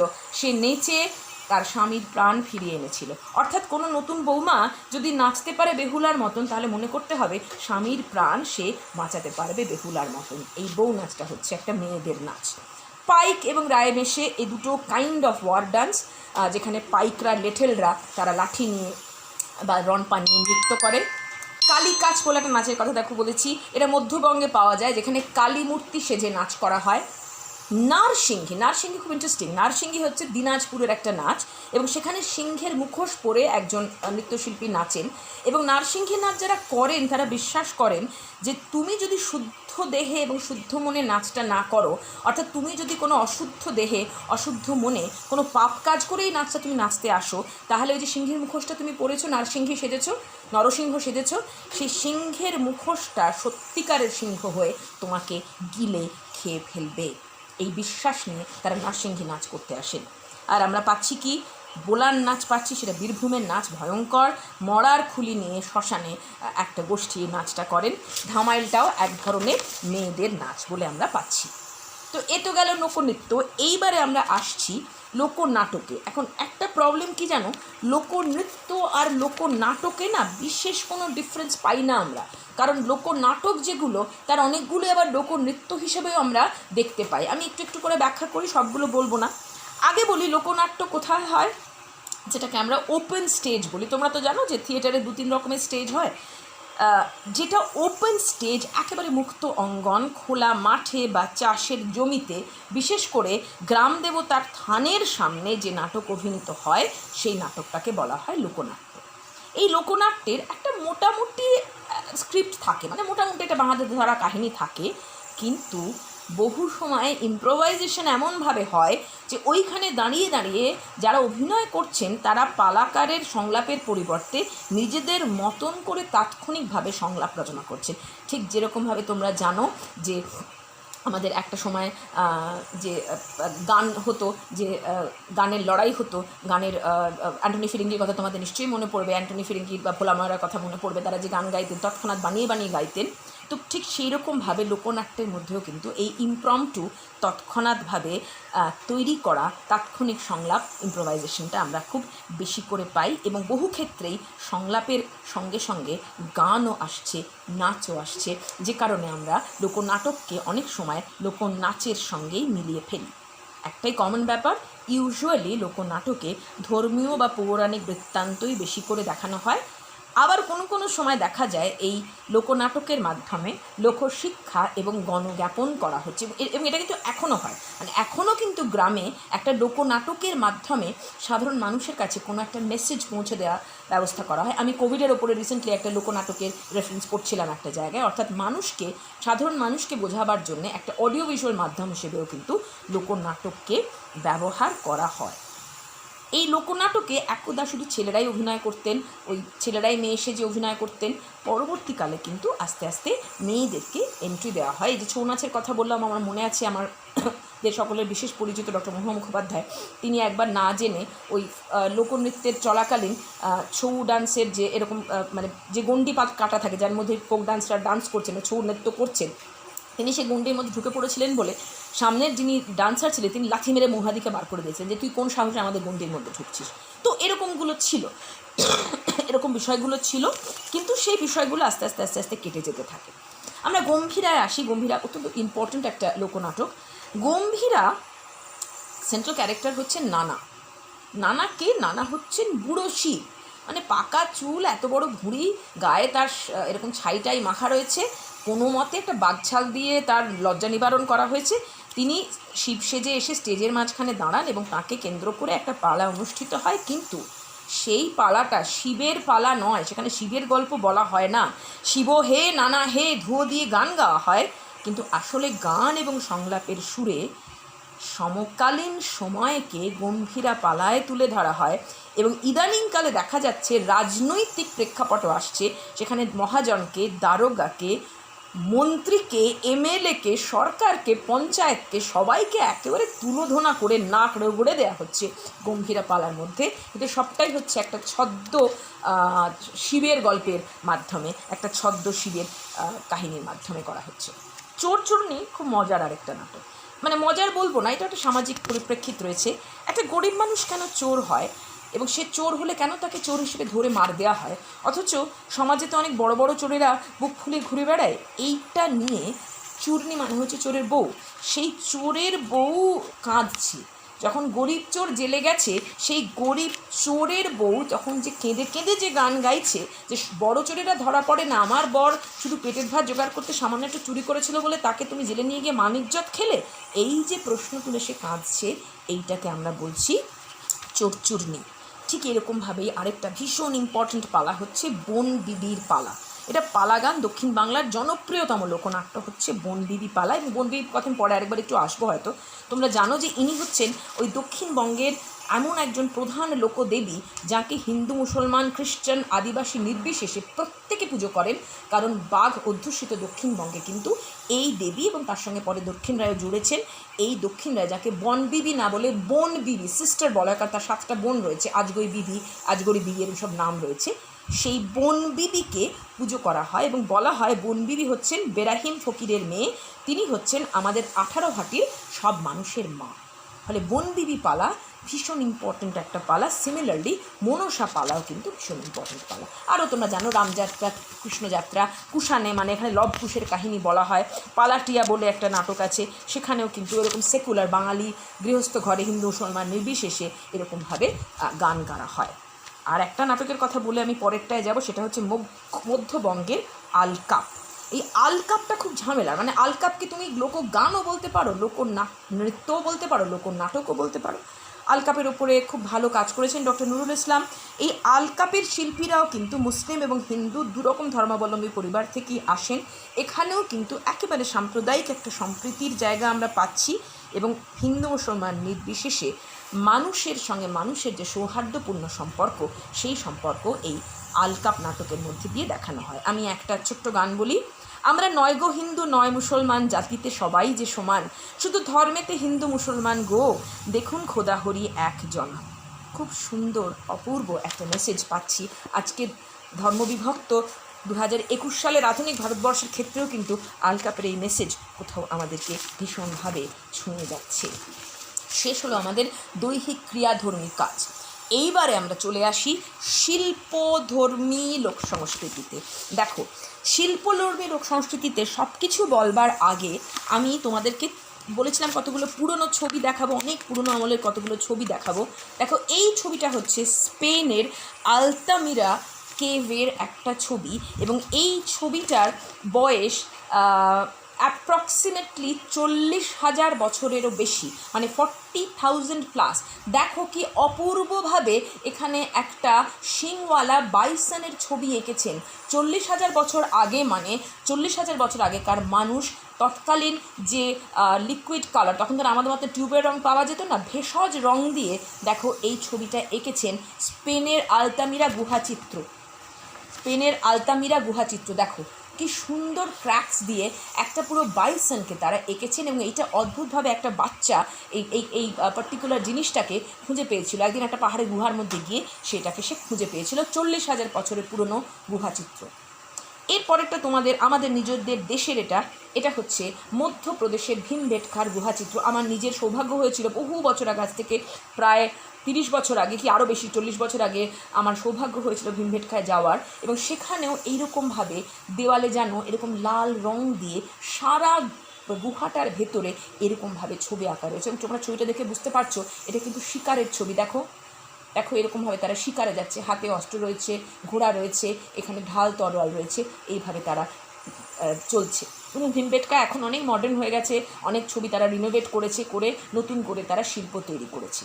আর লাস্ট যে ছবিটা দেখাবো, একটা সেকেন্ড, লাস্ট যে ছবি দেখাবো এটা তোমাদের খুব চেনা, এটা একটা হরপ্পা সিল বা মহেঞ্জোদারোর সিল। দেখো কাকে দেখানো হচ্ছে, মনে করা হয় এটা হচ্ছে শিব। সেই সময় টালির উপর খোদাই করে করে হরপ্পান সিভিলাইজেশনের, মহেঞ্জোদারো সিভিলাইজেশনের মানুষরা এই মূর্তিটাকে বানিয়েছিল। দেখো এখানে একটা বাঘ রয়েছে, এখানে বাইসন রয়েছে, এখানে সিংহ রয়েছে, এখানে মাথায় শিং দেওয়া একজন দেবতাকে দেখানো হচ্ছে। এইরকমভাবে কিন্তু সেই প্রাচীন আমল থেকে, এটা হচ্ছে প্রথম যেটা তোমাদেরকে আমি দেখালাম, আলতামিরা কেভটা 40,000 বছরের পুরনো, ভীমবেটকার কেভ পেন্টিংটা 10 থেকে 12,000 বছরের পুরনো, আর হরপ্পা সিলটা অ্যাটলিস্ট 5 থেকে 6,000 বছরের পুরনো। তার মানে এত বছর আগে কিন্তু আমাদের লোকশিল্পের উদ্ভব ঘটেছিল। এইবারে আমরা চলে আসছি লোকশিল্পের মূল আলোচনার জায়গাটাতে। এই যে শিল্পধর্মী লোকশিল্প কী কী কারণে লোকশিল্প তৈরি করা হয়েছিল। একটা হচ্ছে নান্দনিকতার কারণে। এখনও দেখবে যে সাঁওতালদের বাড়িঘর কি সুন্দর করে বিউটিফুল পেন্টিং দিয়ে সাজানো থাকে, বাড়িঘরের দেওয়ালে কি সুন্দর করে রং করা থাকে। তোমরা বিহারের গ্রামে যদি যাও দেখবে সেখানেও রং করে সাজানো থাকে। দ্বিতীয় কি, ব্যবহারিক প্রয়োজন। দৈনন্দিন জীবনযাপনের জন্য অনেক জিনিসের দরকার, যে জিনিসগুলো তারা তৈরি করতো সেগুলো লোকশিল্পের অন্তর্গত। আর জাদু ও ধর্মবিশ্বাস, এই কারণেও কিন্তু অনেক লোকশিল্প তৈরি হয়েছে। আমি এবার একটা একটা করে তোমাদেরকে আমি দেখাতে থাকছি। দেখো, আমরা প্রথমে যেটা দেখব কত রকমের লোকশিল্প হয়। দেখো, পট হয়, সরা হয়, ঘট, ছাঁচ, আলপনা, কাঁথা, মুখোশ, পুতুল, ভাস্কর্য সমস্ত কিছু হয়। এবং এই সমস্ত কিছুই কিন্তু তৈরি করেন কৃষক এবং শ্রমিক যে কারুশিল্পীরা রয়েছেন, সেই কৃষক এবং শ্রমিক কারুশিল্পী যারা, তাদের তৈরি করা যে গ্রামীণ শিল্প, আমরা সেটাকেই কিন্তু লোকশিল্প বলবো। এবং এই লোকশিল্পের অনেক রকমের আমরা ভাগ দেখছি। আমি প্রথমে চলে আসি মুখোশে, কারণ এই যে বললাম জাদু সংস্কার আছে, সেই জাদু সংস্কারের কারণে মুখোশটাকে মনে করা হয় প্রাচীন লোকশিল্পের অত্যন্ত গুরুত্বপূর্ণ একটা অংশ। আমি যখন লোকনৃত্য তোমাদের পড়াচ্ছিলাম বললাম, নিশ্চয়ই মনে পড়েছে যে যারা লোকনৃত্য করতো তারা মুখোশ পরে করতো, তারা পশুর মতন করে সেজে লোকনৃত্য করতো। ফলত মুখোশটা হচ্ছে প্রাচীনতম লোকশিল্প বলে গ্রহণ করা হয় মুখোশটাকে। মুখোশের পরে আমরা এরপরে যেটায় আসবো সেটা হচ্ছে, আমি একটু দেখিয়ে নিই, আমি আলপনাটা একটু দেখিয়ে নিই, আমি তারপরে তোমাদের কাছে পটে আসবো। হ্যাঁ, আমি মুখোশের পরে চলে আসবো আলপনাতে। আলপনার দেখো কত রকমের আমরা এখানে ধরন পাচ্ছি, কত রকমের আলপনার আমরা স্টাইল পাচ্ছি। এবং আলপনা কিসে ব্যবহার করা তোমরা জানো? ব্রতে ব্যবহার করা হয়, পার্বণে ব্যবহার করা হয়, পূজা অনুষ্ঠানে ব্যবহার করা হয়, এবং এটার একটা মাঙ্গলিক কারণ রয়েছে। আমাদের সাংস্কৃতিক ঐতিহ্যের সঙ্গে এটা অঙ্গাঙ্গিভাবে যুক্ত। মনে করা হয় পুজোর সঙ্গে, মঙ্গল বিধানের সঙ্গে আলপনা যুক্ত রয়েছে। আলপনার মধ্যে কী থাকে? মূলত প্রতীক চিহ্ন থাকে এবং নানা ধরনের সিম্বল থাকে। একটা বলি, দেখো, বললে বুঝবে। আমি আঁকি পিটুলির গোলা, আমার হোক ধানের গোলা, আমি আঁকি পিটুলির বালা, আমার হোক সোনার বালা। অর্থাৎ প্রাচীন মানুষ মনে করত যে তারা আলপনার মধ্যে যা যা আঁকছে সেটা আঁকলে যেন সেটা তাদের হবে। কীরকম দেখো, ধানের ছড়া আঁকলে ফসল ক্ষেত্রে ধান উপচে পড়বে, মাছ ভর্তি পুকুরের ছবি আঁকলে তাতে মাছ উপচে পড়বে পুকুরে, বাড়ি আঁকলে, মড়াই আঁকলে, গাছ আঁকলে, ভরন্ত নদী, উড়ন্ত পাখি আঁকলে এই সমস্ত কিছু কিন্তু উপচে উপচে পড়বে। তোমরা একটা খুব বড় করে দেখাই, দেখো এই যে লক্ষ্মীর পা, দেখো আমি লক্ষ্মীর একটা ছবি দিয়েছি নিচে, তারপরে দেখো লক্ষ্মীর পা। আমাদের বাড়িতে, প্রত্যেকের বাড়িতে তোমরা জানো লক্ষ্মীর পা আঁকা হয়। কেন মনে করা হয়? কারণ মনে করা হয় যে লক্ষ্মী নাকি ওই পায়ের ওপর পা ফেলে ফেলে মধ্যবিত্ত বাঙালি বাড়িতে প্রবেশ করেন। অর্থাৎ এখানে কিন্তু কোথাও একটা জাদুর সংস্কার কাজ করছে। এবং আলপনা শুধুমাত্র যে নান্দনিকতার কারণে হয়েছে তা নয়, আলপনা কিন্তু অনেকটা ক্ষেত্রেই এই জাদু সংস্কারকে মাথায় রেখেও কিন্তু আলপনাকে তৈরি করা হয়েছে। এরপর আমি যেটা আসবো সেটা হচ্ছে কাঁথা। আমরা তো এখন কাঁথা স্টিচের শাড়ি প্রচুর দাম দিয়ে দিয়ে কিনি। আমার দিদিমা খুব ভালো সেলাই করতেন, তো দিদিমা এরকম প্রচুর কাঁথা বানাতেন। অনেক বড় হয়ে একবার আমাদের বলেছেন, আমাকে বলেছেন, উনি বাংলা ভাষায় কথা বলতেন, যে হ্যাঁ রে, আমরা যেগুলো বানাইতাম তবে এই যে শুইবার বাচ্চাগো শুইবার কাঁথা, তার এত দাম। তখন তো তোমরা জানো 4,000 5,000 টাকায় কাঁথা শাড়ি পাওয়া যেত, এখন বোধহয় 20,000 টাকা দামেরও পাওয়া যায়।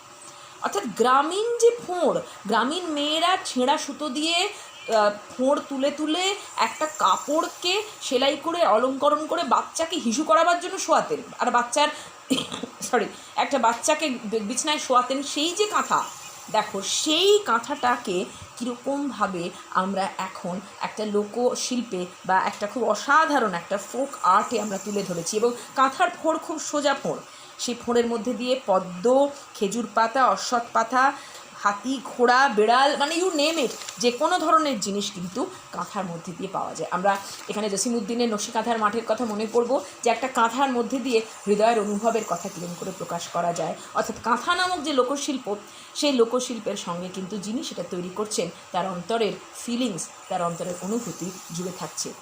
3টে কাঁথার কথা বলবো। তোমরা কখনো যদি গুরুসদা মিউজিয়ামে যেতে পারো, জোকার কাছে দেখে এসো, সেখানে 3টে কাঁথা রয়েছে। একটা কাঁথা হচ্ছে প্রজন্মের কাঁথা। দিদিমা শুরু করেছিলেন, নাতনি শেষ করেছেন, 3জনে মিলে একটা কাঁথা শেষ করেছেন। আমার সৌভাগ্য সে কাঁথা আমি দেখে এসেছি। এখন বোধহয় কত লক্ষ টাকা দাম, সেটাকে বোধহয় ইনশোর করা আছে, বাইরে এখন দেখায় না ওরা। আরেকটা কাঁথা হচ্ছে রিভার্স কাঁথা, এদিকটাও যেরকম ওই দিকটাও সেরকম। কী করে যে করেছেন, একই ফোঁড় দুপাশে একজন মানুষ তৈরি করেছেন। আর একটা অসাধারণ কাঁথা দেখেছিলাম আমি, সিপাহী বিদ্রোহের কাঁথা। মানে পুরো কাঁথাটা জুড়ে সিপাহী বিদ্রোহের পুরো কাহিনীটাকে শুধুমাত্র ছুঁচের ফোঁড়ে তারা তুলে রেখেছেন। আশ্চর্য হয়ে যাই, অবাক হয়ে যাই যে কীরকমভাবে অসাধারণ শিল্প, যে শিল্পগুলো গ্রামেগঞ্জে কোথাও হারিয়ে গিয়েছিল, আমরা নাকুচুপানা করতাম। এখন ইদানিং এই এথনিক বলে কিছুটা কিন্তু দর বেড়েছে, কিছুটা কিন্তু জাতে উঠেছে লোকশিল্প। কিন্তু এর আগে পর্যন্ত লোকশিল্পকে অত্যন্ত ওঁচা, সাধারণ, বাজে এরকমভাবেই কিন্তু দেখা হতো।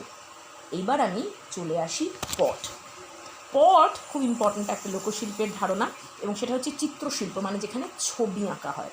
কত রকমের স্পট আছে দেখো। একটা হচ্ছে স্ক্রোল পট, আমি এইটা তোমাদের দেখতে বলবো।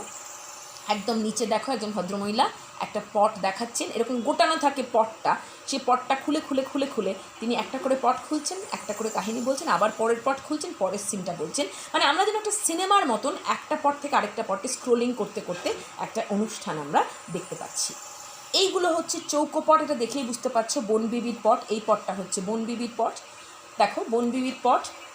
ডান দিকে দেখো, এটা হচ্ছে দুর্গা পট, দুর্গার সব ছানাপোনা নিয়ে এসেছেন তাদের পট রয়েছে। এটা হচ্ছে কালীর পট, আর আমার নিজের ভীষণ ফেভারিট হচ্ছে এই পটটা, এইটা হচ্ছে কালীঘাটের পট। দেখো বাবু রয়েছেন, বিবি রয়েছেন, বিবির হাতে ঝাঁটা রয়েছেন, আর বাবু প্রায় হাত জোড় করে বিবির কাছে ভিক্ষা চাইছেন। বিবির এক হাতে ঝাঁটা, আরেক হাতে একটা ছাতা। তিনি ছাঁটা দিয়ে বাবুকে সজুত করতে চাইছেন, কারণ বাবু বাড়ির কোনো কাজ না করে তিনি বেরিয়ে বাবুগিরি করবার চেষ্টা করছেন। এইরকমভাবে আমরা কত রকম মজার মজার পট পাই। এবং যে স্ক্রোল পট পড়লাম, এখন যে অনেকগুলো দেখবে মেলা হয় না আমাদের, ওই তোমার সল্টলেকের দিকে মেলা হয়, সেখানে তোমরা গিয়ে দেখবে স্ক্রোল পট জিজ্ঞেস করবে, সেখানে স্ক্রোল পট পাবে। সরা, এই সরা এবং ঘট খুব ইম্পর্টেন্ট, কারণ সরা এবং ঘট কিন্তু নান্দনিকতার পরিবর্তে ভীষণ রকম ধর্ম এবং জাদুকেন্দ্রিক। সরা পাতা হয়, ঘট পাতা হয়, এবং ঘটটা পাতা পরে ঘটটাকে নেড়ে দিতে হয়, সরা পাতার পরে সরাটাকে নেড়ে দিতে হয়। মনে করা হয় দেবতা এসে সেই ঘটে অবস্থান করেন, দেবতা এসে সেই সরায় অবস্থান করেন।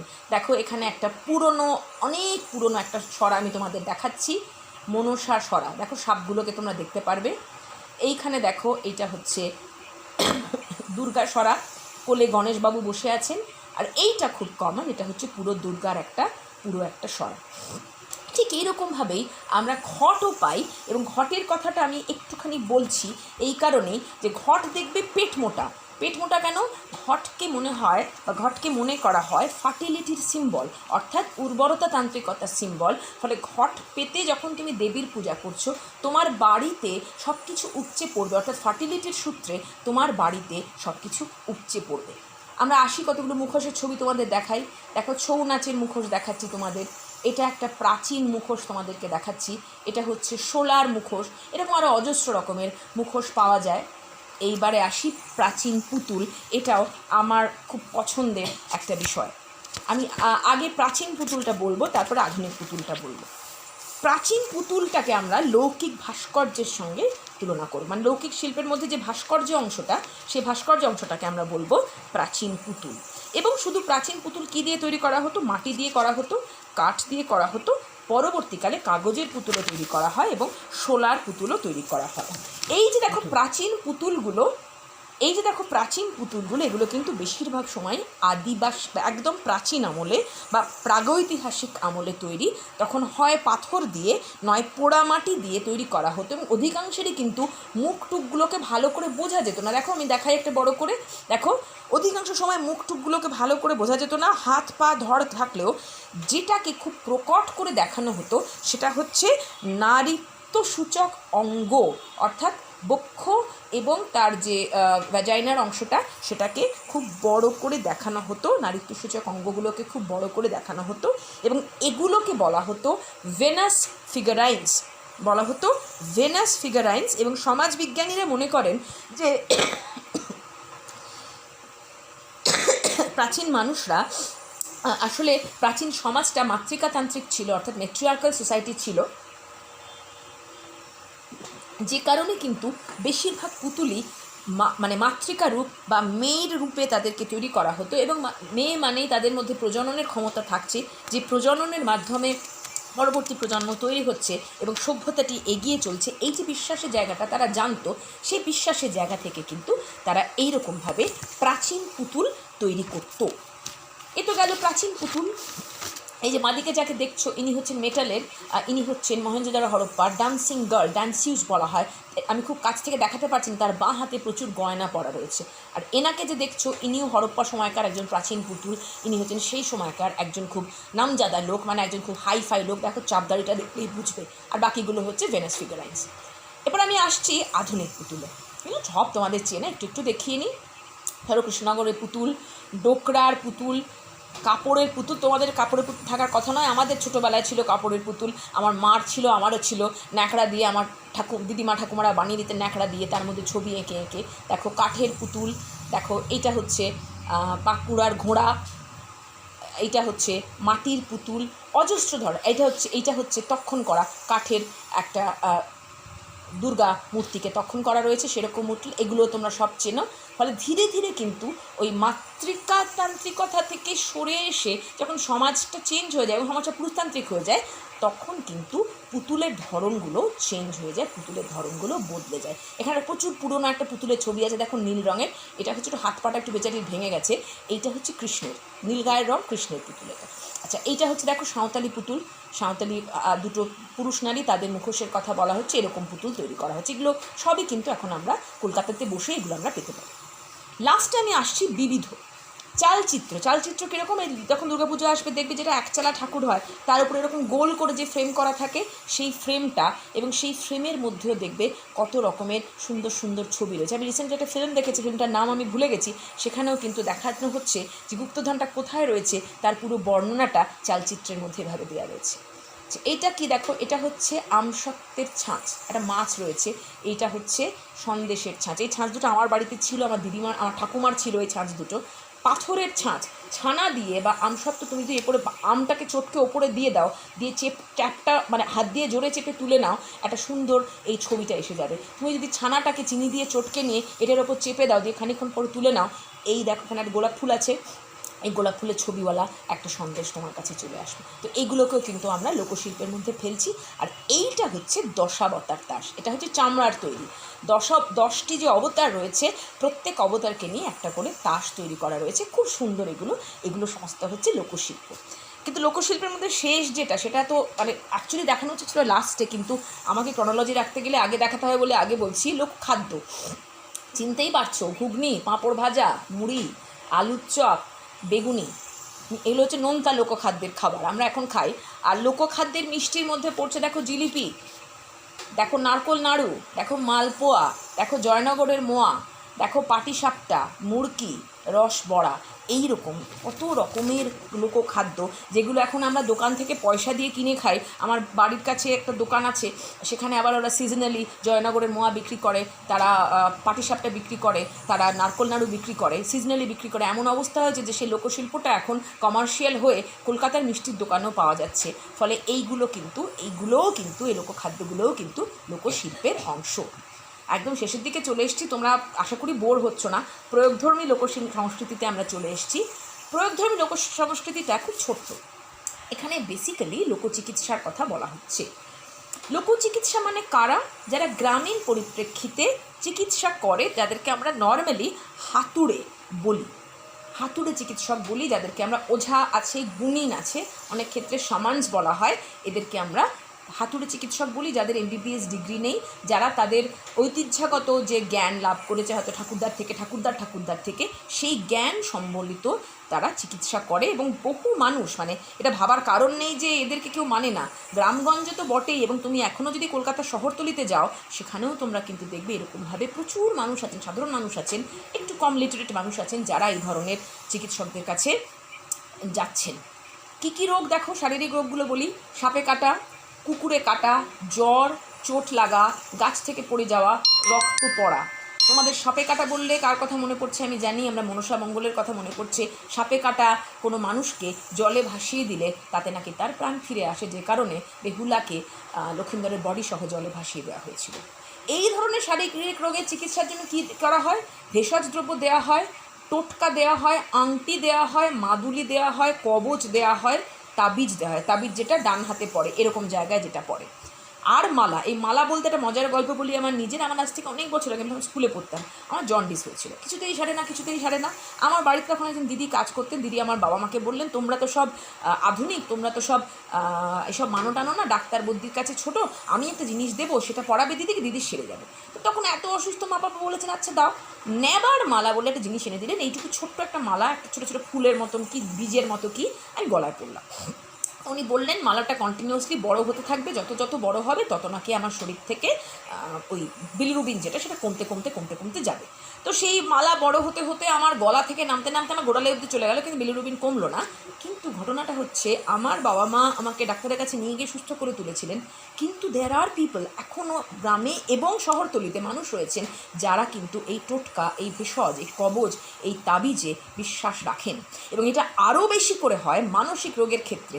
বান মারা, নজর লাগা, ভূতে ধরা, বাতাস লাগা, যেটাকে আমরা মেন্টাল প্রবলেম বলছি, যেটাকে আমরা একটা মানুষ পাগলামি করছে, তার স্কিজোফ্রেনিয়া হয়েছে, কি তার একটা কোনো নিউরোসিস হয়েছে, কোনো একটা মানসিক সমস্যায়, আমরা সাইকোলজিস্টের কাছে যেতে পারি না, তারা যাচ্ছে না। তারা বিশ্বাস করে মন্ত্রতন্ত্র পড়ে, ঝাড়ফুঁক করে, মারণ উচাটন করে সারিয়ে দেওয়া যায়। কীরকমভাবে ভয়ঙ্কর সেটা হচ্ছে, তাকে যে মানুষটি অসুস্থ, তাকে বাঁশের সঙ্গে বেঁধে, তার সামনে ধোঁয়া জ্বালিয়ে, তাকে আপাদমস্তক প্রচণ্ড পরিমাণে ঝাঁটা দিয়ে মারা হচ্ছে, ঝাড়ু দিয়ে মারা হচ্ছে, অং বং চং করে ওঝামশাই মন্ত্র পড়ছেন, ঝাড়ফুঁক করছেন, ধুলো ছুঁড়ে মারছেন। এই যে প্রয়োগ করার জায়গাটা, এই যে প্রায়োগিক লোক সংস্কৃতি, এটা কিন্তু আমরা মানি বা না মানি, এখনও কিন্তু এটা আছে এবং এটা থাকবে, কারণ সাধারণ মানুষ কিন্তু বিশেষ করে মেন্টাল চিকিৎসার ক্ষেত্রে ডাক্তারের কাছে যাওয়ার ক্ষেত্রে একটা ট্যাবু ফিল করে। চলে এসছি লাস্ট, বিশ্বাসধর্মী লোকসংস্কৃতি। বিশ্বাস কি? একেবারেই ধর্মবিশ্বাস, যেখানে আমরা 3জন মেন দেবতাকে পাই বঙ্গদেশে। মনসা স্বাভাবিক, কারণ বঙ্গদেশের দক্ষিণবঙ্গ যেটা, সেই দক্ষিণবঙ্গ হচ্ছে সুজলা সুফলা, অত্যন্ত বেশি পরিমাণে সোয়াম্পি, যেখানে প্রচুর নদী নদ নালা রয়েছে, ফলত সেখানে সাপ রয়েছে প্রচণ্ড পরিমাণে, ফলত সাপের একজন দেবতা প্রয়োজন। কিন্তু এই মনসা তোমরা জানো তিনি হচ্ছেন আসলে লৌকিক দেবী, দ্রাবিড়দের মঞ্চেম্মা দেবী, যাকে পরবর্তীকালে এরিয়ানাইজেশনের সময়, তুর্কি আক্রমণের সময় তাকে তার জাতি উত্তরণ করানো হয়েছে, তাকে জাতে তোলা হয়েছে শিবের কন্যা বলে, কিন্তু সেখানেও বদমাইশি আছে, একটা শিবের অবৈধ কন্যা বলা হয়েছে, তবু যাই হোক তাকে একটা ধ্রুপদী মর্যাদা দেওয়া হয়েছে। আর কে? মঙ্গলচণ্ডী। এখনও মঙ্গলচণ্ডীর পুজো হয়, আমাদের পাড়াতেই মঙ্গলচণ্ডীর পুজো হয়, হাতে লাল এরকম সুতো বাঁধেন অনেকেই। মঙ্গলচণ্ডীর পুজো হচ্ছে, চণ্ডী হচ্ছেন ওই দুর্গার একটা রূপ, মানে যে কোনো পুরুষ দেবতাই হচ্ছেন শিবের একটা রূপ, আর যে কোনো নারী দেবী হচ্ছেন দুর্গার একটা রূপ। তা মঙ্গলচণ্ডী হচ্ছেন কে? যে সাধারণ মানুষের জীবনে মঙ্গল বিধান করেন। আর একজন খুব ইন্টারেস্টিং দেবতা হচ্ছেন ধর্মদেবতা। তোমরা তো ধর্মমঙ্গল পড়েছো। ধর্মদেবতা হচ্ছেন একজন অ্যামালগামেটেড দেবতা, মানে সংমিশ্রিত দেবতা, যে দেবতার মধ্যে আমরা কাকে পাচ্ছি? শিবকে পাচ্ছি, যমকে পাচ্ছি এবং বুদ্ধকে পাচ্ছি। মানে যেসব বাঙালিরা নিচু তথাকথিত নিচু স্তরের বাঙালিরা বৌদ্ধ হয়ে গেছিলেন, তাদেরকে দলে ফেরাবার জন্য তুর্কি আক্রমণের সময় বলা হয়, বাবা তোমাদের ঠাকুরও আমাদের ঠাকুর, তোমাদের ঠাকুরও আমাদের ঠাকুর, বুদ্ধ আমাদের ঠাকুর। ফলে এখানে দাঁড়িয়ে কিন্তু শিব, যম, বুদ্ধ এবং সূর্য 4জনকে মিলে ধর্ম ঠাকুরকে তৈরি করা হয়। কিন্তু ধর্ম ঠাকুর আসলে কিন্তু তথাকথিত নিচু স্তরের মানুষের পূজ্য, কারণ ডোমদের বা ডম্মদের থেকে ধর্ম ঠাকুর এসছে। এরা প্রধান 3জন ঠাকুর। আর কে 4জন ঠাকুরকে পাচ্ছি? দক্ষিণ রায় বনবিবি। আমি তোমাদের বলেইছি, দক্ষিণবঙ্গে, সেটা মানে পূর্ববঙ্গ হতে পারে এবং দক্ষিণবঙ্গ হতে পারে, প্রচণ্ড বেশি বাঘ রয়েছে। এই রয়্যাল বেঙ্গল টাইগারকে জব্দ করতে পারে মাত্র এই দুটো, বনবিবি আর তার 5-6টা বোন, আর দক্ষিণ রায়। আবার বনবিবির সঙ্গে দক্ষিণ রায়ের ঝগড়া আছে, বনবিবি কখনো কখনো দক্ষিণ রায়কে ভীষণ শাস্তি দেয়। মোটামুটিভাবে বনবিবি হচ্ছে মোস্ট ইম্পর্টেন্ট, আর তার একটু সাবঅর্ডিনেট হলো দক্ষিণ রায় রয়েছে। এবং যখন বাউলেরা মৌলেরা সুন্দরবনে যায় মধু আনতে কি কাঠ আনতে, তারা এই বনবিবিকে এবং দক্ষিণ রায়কে পুজো দিয়ে যায়, এবং সেটা কিন্তু ধর্ম নির্বিশেষে ক্রিশ্চানরা, হিন্দুরা, মুসলিমরা প্রত্যেকে পুজো দেয়। ষষ্ঠী হচ্ছেন প্রজননের দেবী। ষষ্ঠী দেবী, আমার মা এখনও ষষ্ঠী পুজো করেন, কারণ ষষ্ঠী পুজো করলে নাকি সন্তানের মঙ্গল কামনা হয়। শীতলা হচ্ছেন পক্সের দেবী। শনি হচ্ছেন বড় ঠাকুর, মানে শনি ঠাকুর হচ্ছেন শিবের রুদ্রমূর্তির একটা প্রকার। তিনি খেপে গেলে খুব মুশকিল হয়, শনিবার করে তার পুজো করা হয়। বাকি যে দেবদেবীরা তাদেরকে একটু বলে দিই। ভান্ডানি হচ্ছেন নর্থ বেঙ্গলের দেবতা, তিনি হচ্ছেন বাঘের দেবতা। নর্থ বেঙ্গলে তো ওই রয়্যাল বেঙ্গল টাইগার নেই, কিন্তু নর্থ বেঙ্গলে ছোটো ছোটো প্যান্থার টাইপের বাঘ রয়েছে, ফলে বাঘের দেবতা। হুদুমদেওর কথা তোমাদের আমি আগে বলেছি, হুদুমদেও হচ্ছেন একজন ফার্টিলিটি গডেস। নর্থ বেঙ্গলে মহিলারা তাকে উলঙ্গ হয়ে পুজো করে বৃষ্টি নামানোর জন্যে। মালদাতে আবার আমরা সোনারায় রূপারায় বলে 2 ভাইকে পাচ্ছি, তারা হচ্ছেন মালদার বাঘের দেবতা। কালু রায় হচ্ছেন দক্ষিণবঙ্গের কুমিরদের দেবতা। সাতসিনী যারা, তারা হচ্ছেন 7টা বোন, সেই 7 বোনের হচ্ছেন মানুষের মঙ্গল কামনা করেন সেই দেবতারা। তারপরে দেখো ভাদু, টুসু, ঘেঁটুর কথা বলা হচ্ছে। ভাদু হচ্ছেন আউশ ধানের দেবতা, টুসু হচ্ছেন আমন ধানের দেবতা, কারণ তোমরা জানো যে নদীমাতৃ বঙ্গদেশের মূল প্রফেশনই হচ্ছে কৃষিজীবী এবং ধান, ফলত আউশ ধান, আমন ধান, দুটো ধানের দেবতা হচ্ছেন যথাক্রমে টুসু এবং ভাদু এবং টুসু। আর ঘেঁটুও হচ্ছেন ষষ্ঠী দেবতার আরেকটা রূপ। ঘেঁটু রবীন্দ্রনাথের নাটকের মধ্যে তোমরা পাবে ঘেঁটু দেবতার কথা। আর পাঁচু ঠাকুর হচ্ছেন চুলকুনির দেবতা। পাঁচু ঠাকুর হচ্ছেন চুলকুনির দেবতা। জরাসুর নামটা শুনে নিশ্চয়ই বুঝতে পারছো, জরাসুর হচ্ছেন জ্বরের দেবতা। ঠিক সিমিলারলি মাখাল বা পঞ্চানন্দ এরকম যারা রয়েছেন, এরা সবাই মিলে মানে শিবেরই নানা রকম ফর্মে আমরা তাদেরকে দেখতে পাচ্ছি। তাহলে দেখো, আমরা এই যে এতগুলো আলোচনা করলাম, এই আলোচনার সূত্রে আমরা একদম গোড়ায় চলে যাই। আমি আর বেশিক্ষণ তোমাদের ধৈর্যচ্যুতি করবো না। এইখানটা জাস্ট একটা সেকেন্ড আমাকে দাও প্লিজ। হ্যাঁ, দেখো, এই যে লোক সংস্কৃতি বলতে গ্রামীণ পরিপ্রেক্ষিতে তৈরি হওয়া ওরাল ট্র্যাডিশন সম্পৃক্ত পরিবর্তনশীল নমনীয় একটা সংস্কৃতি, সেটাকেই আমরা লোকসংস্কৃতি বুঝি। এবং সেই লোকসংস্কৃতিটাকে আমরা 5 রকমভাবে প্রকাশ করতে পারি। একটা বাগধর্মী, একটা দৈহিক ক্রিয়াধর্মী, একটা শিল্পধর্মী, একটা প্রয়োগধর্মী এবং একটা বিশ্বাসধর্মী। এবং এই সমস্ত কিছু মিলিয়ে আমার আজকের যে আলোচনার জায়গাটা ছিল, অর্থাৎ কিনা লোকসংস্কৃতির ভুবন, সেই লোকসংস্কৃতির ভুবনের আলোচনাটা এইখানে এসে আমি শেষ যে কথাটা তোমাদেরকে বলতে চাইবো, যেটা বলে আমি আমার আলোচনাটা শেষ করব, সেটা হচ্ছে আসলে যে ফর্মেই লোকসংস্কৃতি আসুক না কেন, যে স্ট্রাকচারে লোকসংস্কৃতি আসুক না কেন, লোকসংস্কৃতির মধ্যে ধরা থাকে আমাদের প্রাচীন ইতিহাস, আমাদের প্রাচীন ঐতিহ্য এবং আমাদের প্রাচীন বিশ্বাসের অবশেষ। ফলে লোকসংস্কৃতির চর্চা করা মানে আসলে আমাদের অতীতকে, আমাদের পূর্বপুরুষকে, আমাদের হারিয়ে যাওয়া ঐতিহ্যকে বা নষ্ট হতে বসা ঐতিহ্যকে রিভাইভ করার একটা প্রয়াস। ফলে লোকসংস্কৃতির চর্চা যত বেশি করে হবে, তত বেশি করে কিন্তু আমাদের এই যে সংস্কৃতিগুলো, যেগুলো আমাদের ইন্ডিজেনাস নিজস্ব সংস্কৃতিগুলো, সেইগুলো সংরক্ষিত হবে। আর সেইগুলো সংরক্ষিত হলে জাতিগতভাবে আমরাই কিন্তু অনেক বেশি বেনিফিটেড হব। জাতিগতভাবে আমরাই কিন্তু বুঝতে শিখব যে কত রিচ হেরিটেজ, কত রিচ একটা ট্র্যাডিশনের মধ্যে আমরা বসবাস করছি। তাই লোকসংস্কৃতি এখন যে বিশ্ববিদ্যালয়ের পাঠ্য হয়েছে, তাতে আমি ব্যক্তিগতভাবে ভীষণ খুশি হয়েছি। কারণ ছেলে মেয়েদের বোধহয়, বিশেষ করে আমাদের মতন শহুরে কলেজের ছেলে মেয়েদের বোধহয় এই প্রাচীন ইতিহাসগুলো এবং আমাদের চেনা জানা শপিং মল আর মাল্টিপ্লেক্সের বাইরেও যে একটা বিরাট বড় একটা সংস্কৃতি পৃথিবী রয়েছে, একটা বিরাট বড় কালচারাল একটা পৃথিবী রয়েছে, একটা ভুবন রয়েছে, সেই ভুবনটা বোধহয় জানার প্রয়োজন হতো। এইটুকু বলেই অনেকক্ষণ সময় নিলাম। তোমাদের সকলকে আমি আন্তরিক ধন্যবাদ জানাই এবং সেই সঙ্গে প্রিন্সিপাল ম্যাডামকে, চন্দনাদিকে, জিনিয়াকে, কুশলকে, সকলকে আমার শুভেচ্ছা জানিয়ে আমার বক্তব্য শেষ করছি। নমস্কার।